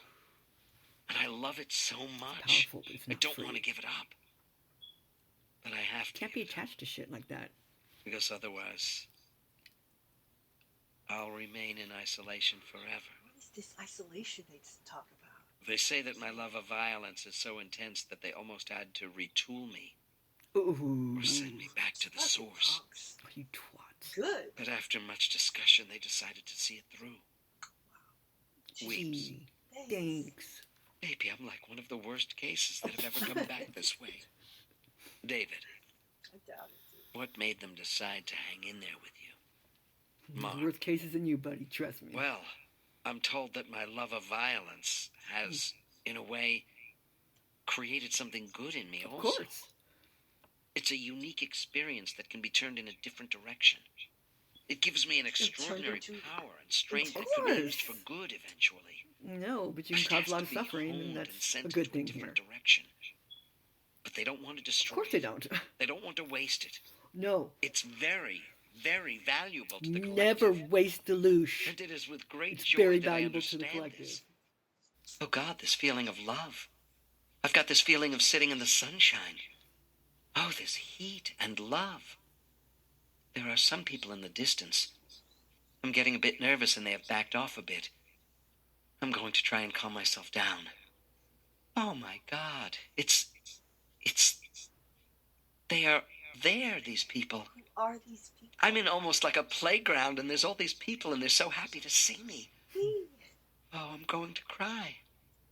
Oh, the emotion is just overwhelming. They are so happy to see me. But it's so they're physical. behind a barrier. I'm in a playground with physical people. Behind They a are still barrier. standing back, but they are there. You can't go They're to them. getting closer. They can't go to you. They are standing What does that behind tell a barrier. Is it a movie? A barrier watching? coming up to their knees. This happened last night as well, and this morning. That's weird. Then they were in my room. God, I've never felt such emotion from so many people. Who are these people? Who are these They are people? all different ages. Oh, those are your I've got one relatives, woman with remember? gray hair and glasses. That's my Nan. There's a few people huddled in a group about 5 feet away, but she is my great Nan. I don't know her name. She is smiling. She wants me to come forward so that she can hug me. There's a little boy about 9 years old near her. Either. And I don't know who he is. I don't recognize him. He is just standing there smiling. He's small for his age. Get the fuck on. My Nan has just got hold of his hand. I've gone to someone else. Okay. She's pushing her way through the crowd, and I don't know who she is. She is about 30 and a bit taller than me.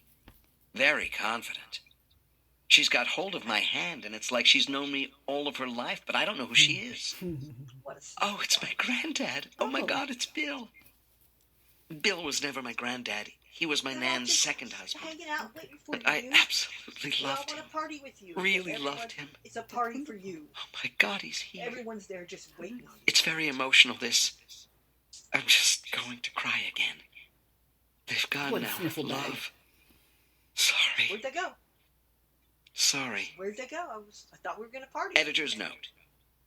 In a spiritual regression session, the hypnosis subject will usually move from an alpha state, past life death scene, to a deeper theta state as they reach the spiritual gateway and eventually their soul group. Ew. What has happened here is that Jacqueline has moved past the pace of the facilitator and more rapidly regressed herself in order to see her soul companions. Following this scene with her soul group, the facilitator takes this subject back to finish the past life recall, so he can move Jacqueline forward again in a more orderly manner for the interaction with her soul companions. After this jumping ahead interlude, we continued at a slower progression. Jacqueline went to a past life as a woman named Beth, who had an unhappy, unfulfilled life with a miserable marriage. That's not surprising. On the last day of her life, she was so tired, and it just seemed to be an appropriate and ordinary end. My spiritual name is Sanu, and I'm now at home in my garden. The grass is as green as it could be, though it does need cutting. When I breathe in, I can breathe the colors of the flowers and take on the energy that the garden can give me. I have to stay here for a while, for at the moment I'm not ready to move on. Sanu asks me if I would like a tour of her house, and she describes to me the decor and ornaments until she feels tired again. We have to wait until her energy has been restored fully. There is a pause in proceedings, and she takes a shower to cleanse her of the last life. I ask Sanu if she would like to meet her guide, but even before I had uttered all the words, she says, "He is here, and it is Paul. I didn't expect that. Look what the cat. Oh, why am I surprised? He is lovely and so beautiful. His spirit name is Tremar.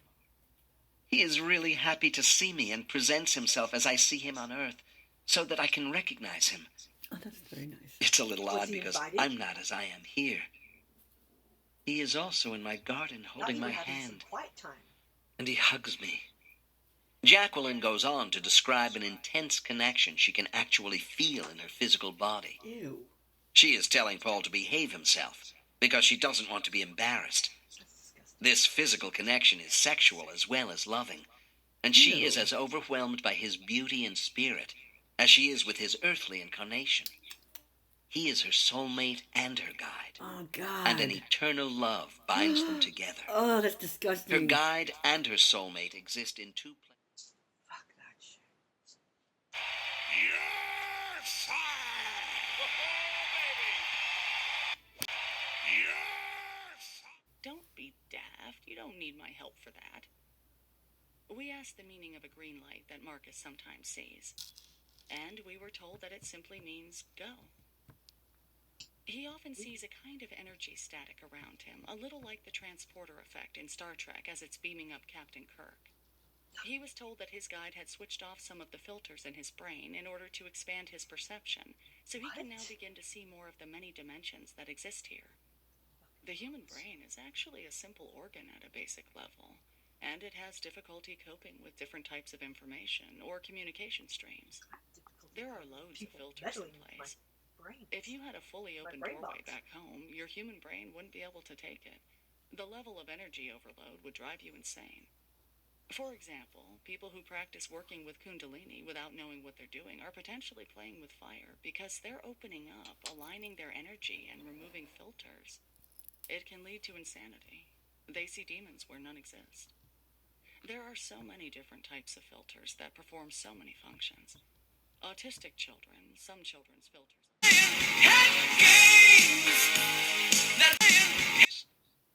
But you have a choice. Scott, you have a choice to protect yourself from getting hurt? Monique, well, you can, but then you don't benefit fully from your lesson. You don't have the scenario to have an imagined hurt to forgive. Scott, seems like a kind of game. Monique, it is. These are parameters that we put up from which to learn. No, we don't even get to know what In the fucking LBL rules trance, are. a wise friend once spoke to me of Earth as a testing ground. The spirit world's a resting place. You learn, you teach, you reevaluate. But then you have to test what you've learned. You test yourself through living different lives to see if it's really, truly become part of your... 5 minutes. So he had been down a while where he did not have a pulse and he had no breathing effort. So total, what we call total cardiac arrest. At that point, while I was sitting there enjoying all this stuff, there were a dozen EMTs and hospital staff trying frantically to restart my heart. Had I known that, I couldn't even call them to tell them, don't bother. This is great. My guide, Magra, escorts me to a soft white space, which is like being in a cloud-filled enclosure. I see my committee of 3 waiting for me as usual. The middle elder seems to have the most commanding energy. They all have oval faces, high cheekbones, no hair, and smallish features. They seem to me to be sexless. Yeah. Or rather, they appear to blend from male to female and back. Worker bots. I feel calm. The atmosphere is formal, but not unfriendly. Each, in turn, asks me questions in a gentle way.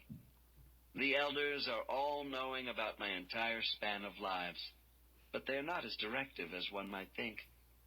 They want my input to assess my motivations and the strength of my resolve towards working in a new body. I am sure they've had a hand in the body choices I was given for the life to come. Sure they did. Because I feel they are skilled strategists in life selection. Oh, but they never give you The any committee wants me strategies. to honor my contract.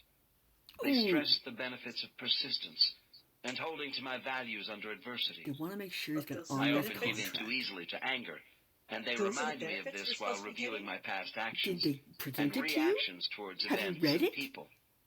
The elders and Magra give me inspiration, hope, and encouragement to trust myself more in bad situations and not let things get out of hand. And then, as a final act to bolster my confidence when I'm about to leave, You kick him in the ass. they Just raise kidding. their arms and send a power bolt of... Quan does come to me more. I can't just grab hold of Giles in any situation I want, unless what I have going on is really serious. He is elusive. Dr. N, sum up your feelings about Quan and Giles for me. Subject: I love Quan as a mother, but I wouldn't be where I am without Giles' discipline. They are both skillful because they allow me to benefit from my mistakes. In other words, they'll do shit These for two him. guides are a cooperating team of instructors, which is standard procedure for those people who have two guides. In this case, Giles enjoys teaching karmic lessons by the Socratic method. Providing no clues in advance, None? he makes sure problem-solving on major issues is never easy for my friend. What good is he? Quan, on the other hand, provides comfort and gentle encouragement. But no strategies. When my friend comes to me for a hypnosis session, I am aware that Quan remains in the background when Giles is on board and active. Giles is a caring guide, as all guides are, but without a trace of indulgence. Adversity is allowed to build to the absolute limits of my friend's ability to cope.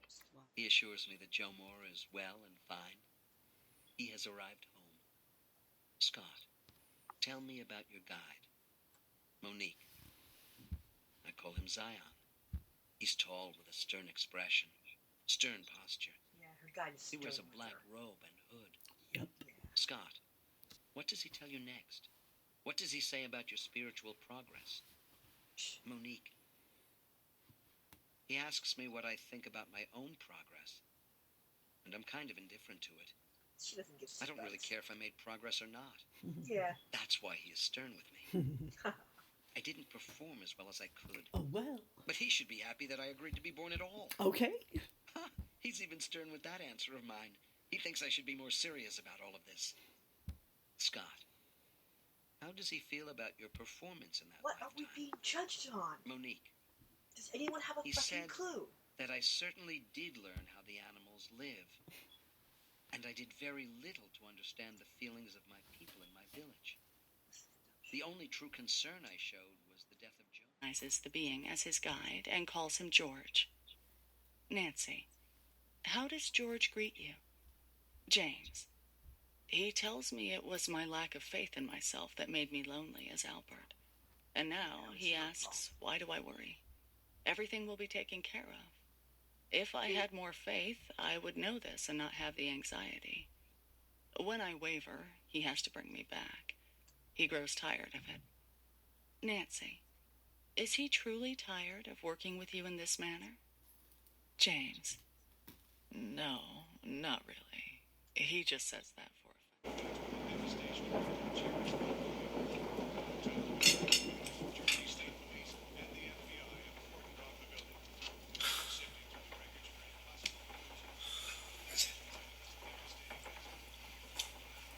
Joey's on something. You can't be doing this now.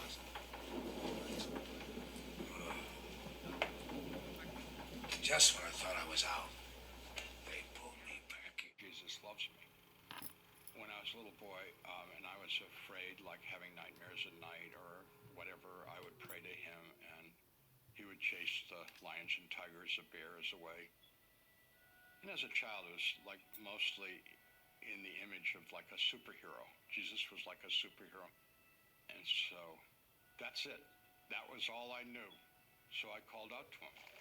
In complete desperation, a tiny little star appeared in the sky. And very rapidly it got brighter and brighter and brighter. And he spoke to me for the first time in his voice, but it was telepathic, but it wasn't a thought of mine. It was his voice in my head. And then he said, I've got some people that I want you to meet. They've recorded your life, and they want to show you your life. So they proceeded to show me my life in chronological order. Do not consent to the life of you. What I saw, to summarize it, to was happy youth, pretty much, then going to adolescence, everything going sour, particularly with my relationship with my father. Because of my father's cruelty to me, I was cruel back. My father was physically and emotionally abusive every day to my mother, my sisters, and to me. It sucks. I mean, it never stopped. The only way that I could deal with it was to try and not feel anything. No doubt. And all he wanted from me was to be a little duplicate of him.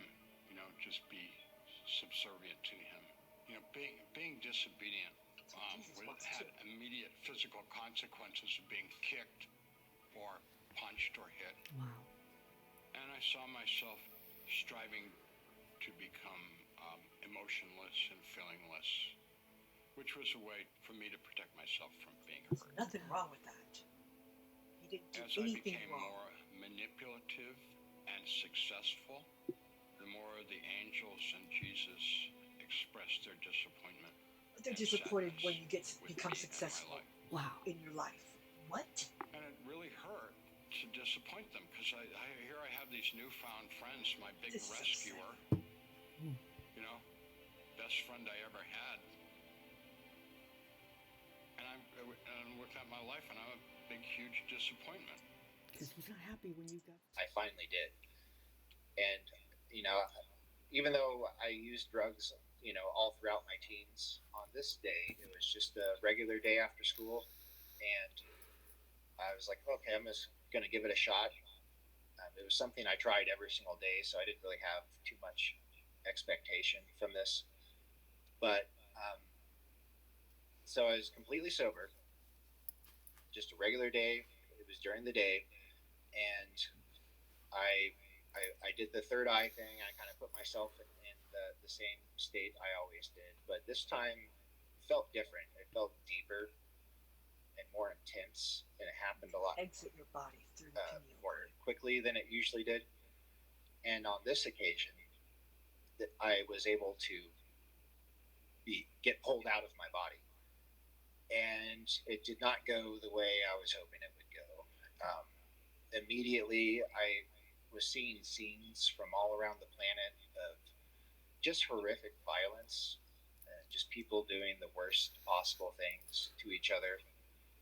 And the images just kept getting more and more graphic and faster and faster and faster. And I sounds like you took a hit of DMT. Had this vision of leaving the planet, and now I know, I think they call it the outer darkness, where it's basically up in Earth's orbit. And I was just looking at the planet, and then everything kind of fades to black, and I'm just left in this black limbo. And I felt a little peace for a second. Yeah. And then this okay to be in the void. Most beautiful face I've ever seen in my life appeared. And I was like, oh, good. Finally, something good's going to happen. And here comes my guy. This face just starts coming up closer and closer and closer. But I quickly got this sense of dread. And as this feeling of dread and fear started to build, it went from just having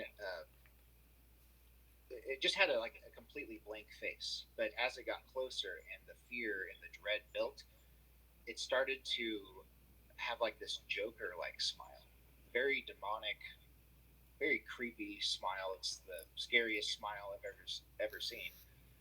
And it was like it was feeding off of my fear.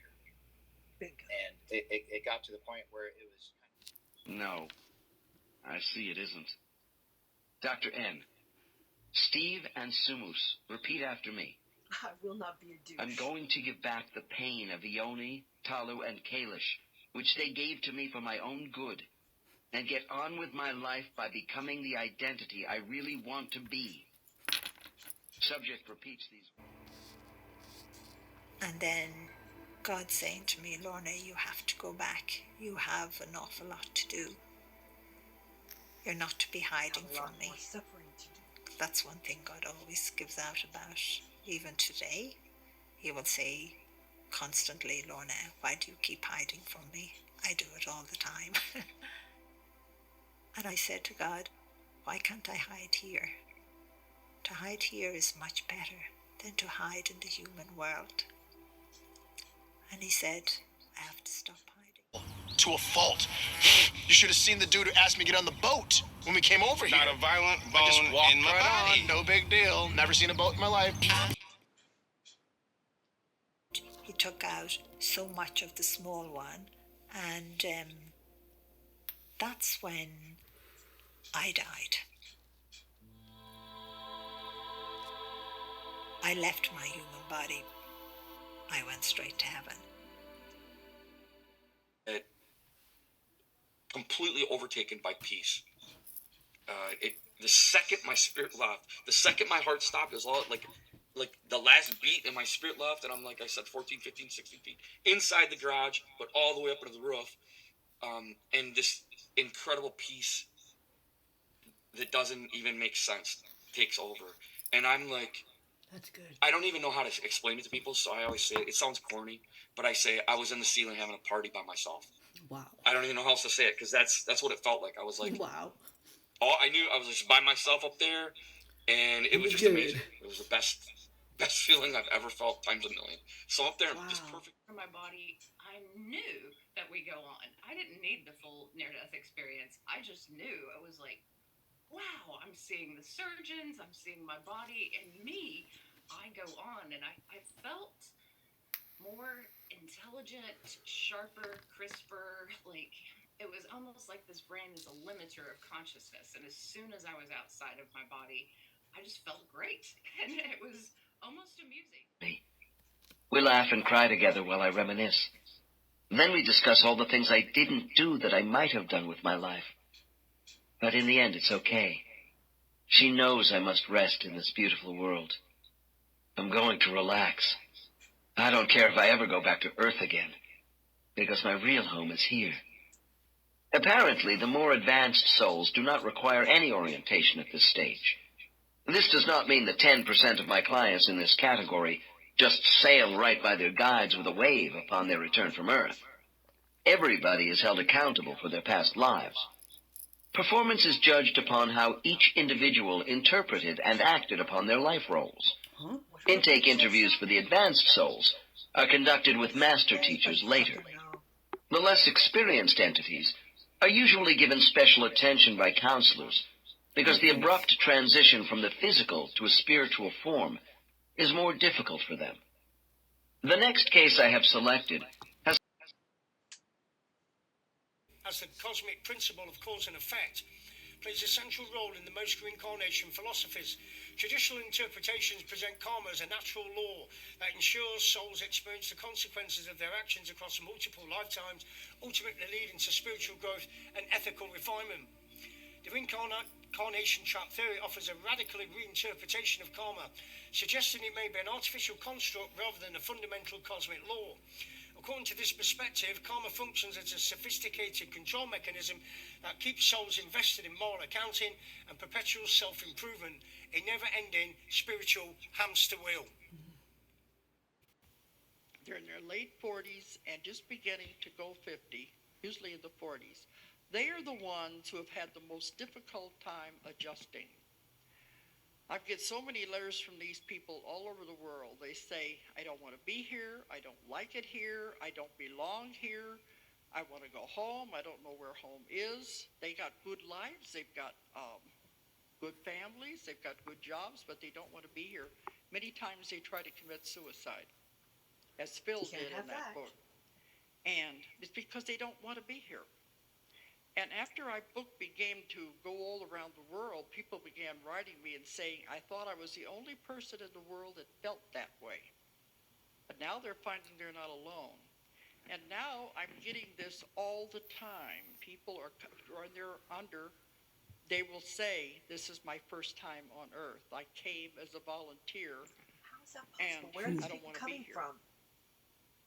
And I call these the first timers, but that's the first wave.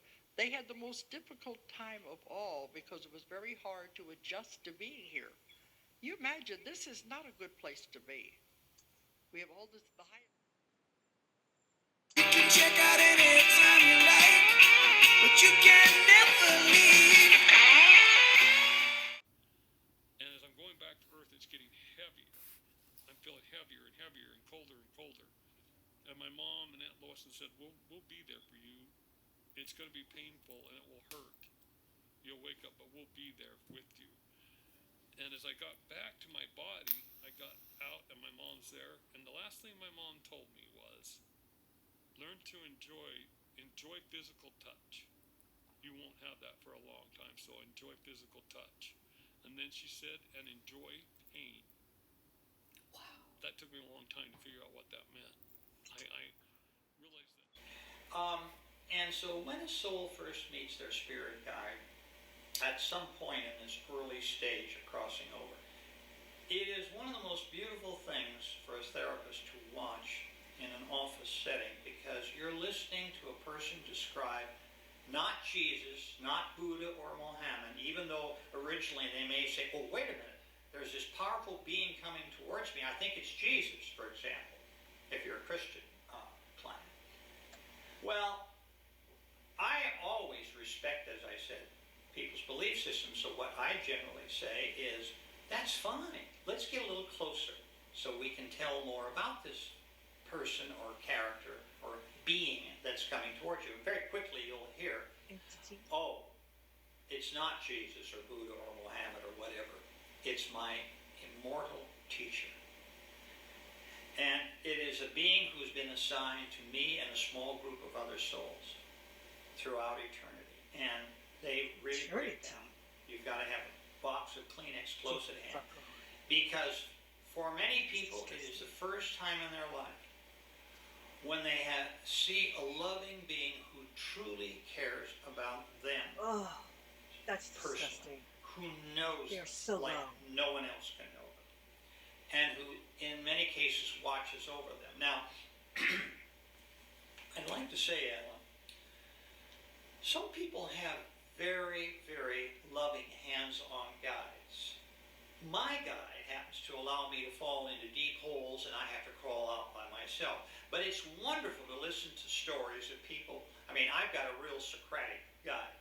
You know, self-discovery, that's the hallmark of the technique that being uses on me. But there's an awful lot of people who have truly loving guides who take them by the hand and help them through difficult points in their lives. No, they don't. I haven't heard of one. But I just want to stress that regardless of the type of being who has been assigned to them as their guide, it is such a powerful moment that one can't help but be awed as a facilitator by the process. They better not come this approach me. Person, if I could say that. I don't want who is anyone your waiting immortal for me when I teacher. die. So, what happens usually after that is a kind of orientation where they go into seclusion with that guy. Talk about what? Revenge. For what? Scott, take a last look around and see if there's anything we might have missed. Monique, I'm receiving an energy adjustment of feeling less homesickness. Oh, that's disgusting. They're aligning me so that I won't be affected by that so much. Scott, who is doing this? Monique. It is like a wall on the right-hand side of the room. It is sort of a screen. I see 3 scenes. In one, it looks like me giving birth, and there is someone next to me. A man I don't recognize. I don't want to see this. Paul, what is your hesitation?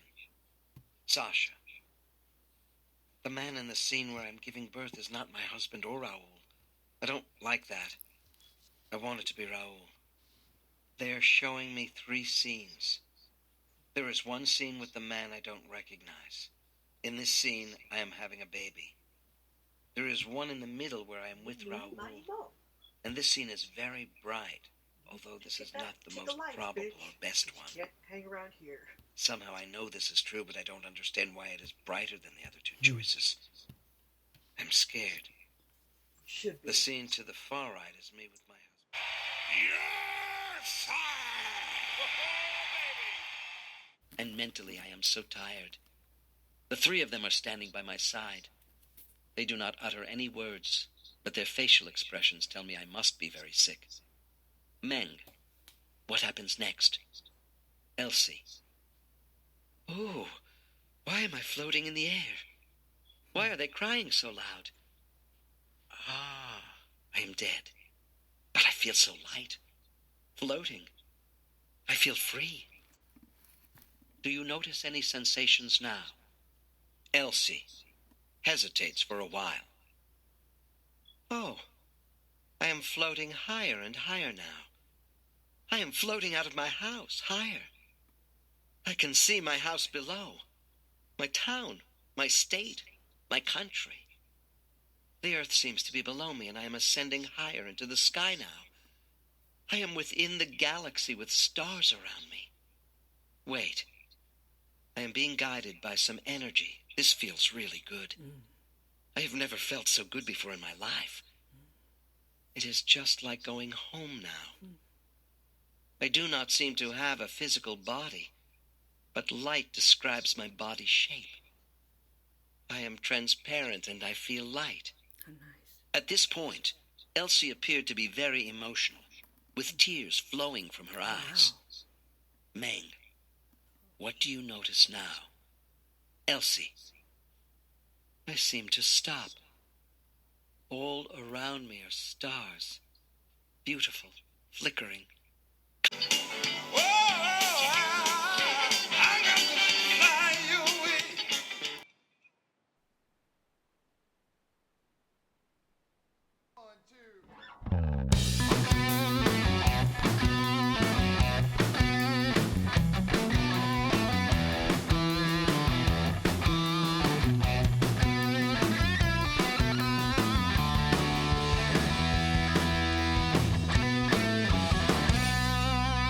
The story is simple, it's a little bit sad. It's about a woman who was driving me mad. Look at what you did. You call it what you wanted, baby. I call it messing with a kid. You started walking all over me. But you just keep on going, baby. Someday you'll see. Look at what you did. Call it what you wanted, baby. I call it messing with a kid. And of all of what you told me, nothing was true. I should have known that the trouble was you, baby. Look at what you did. Call it what you wanted. I call it messing with a kid. Messing with a kid. Messing with a kid. Messing with the kid. Messing with the kid. You can call it what you wanted, baby. I'll call it messing with the kid. Messing with the kid. Messing with the kid. Messing with the kid.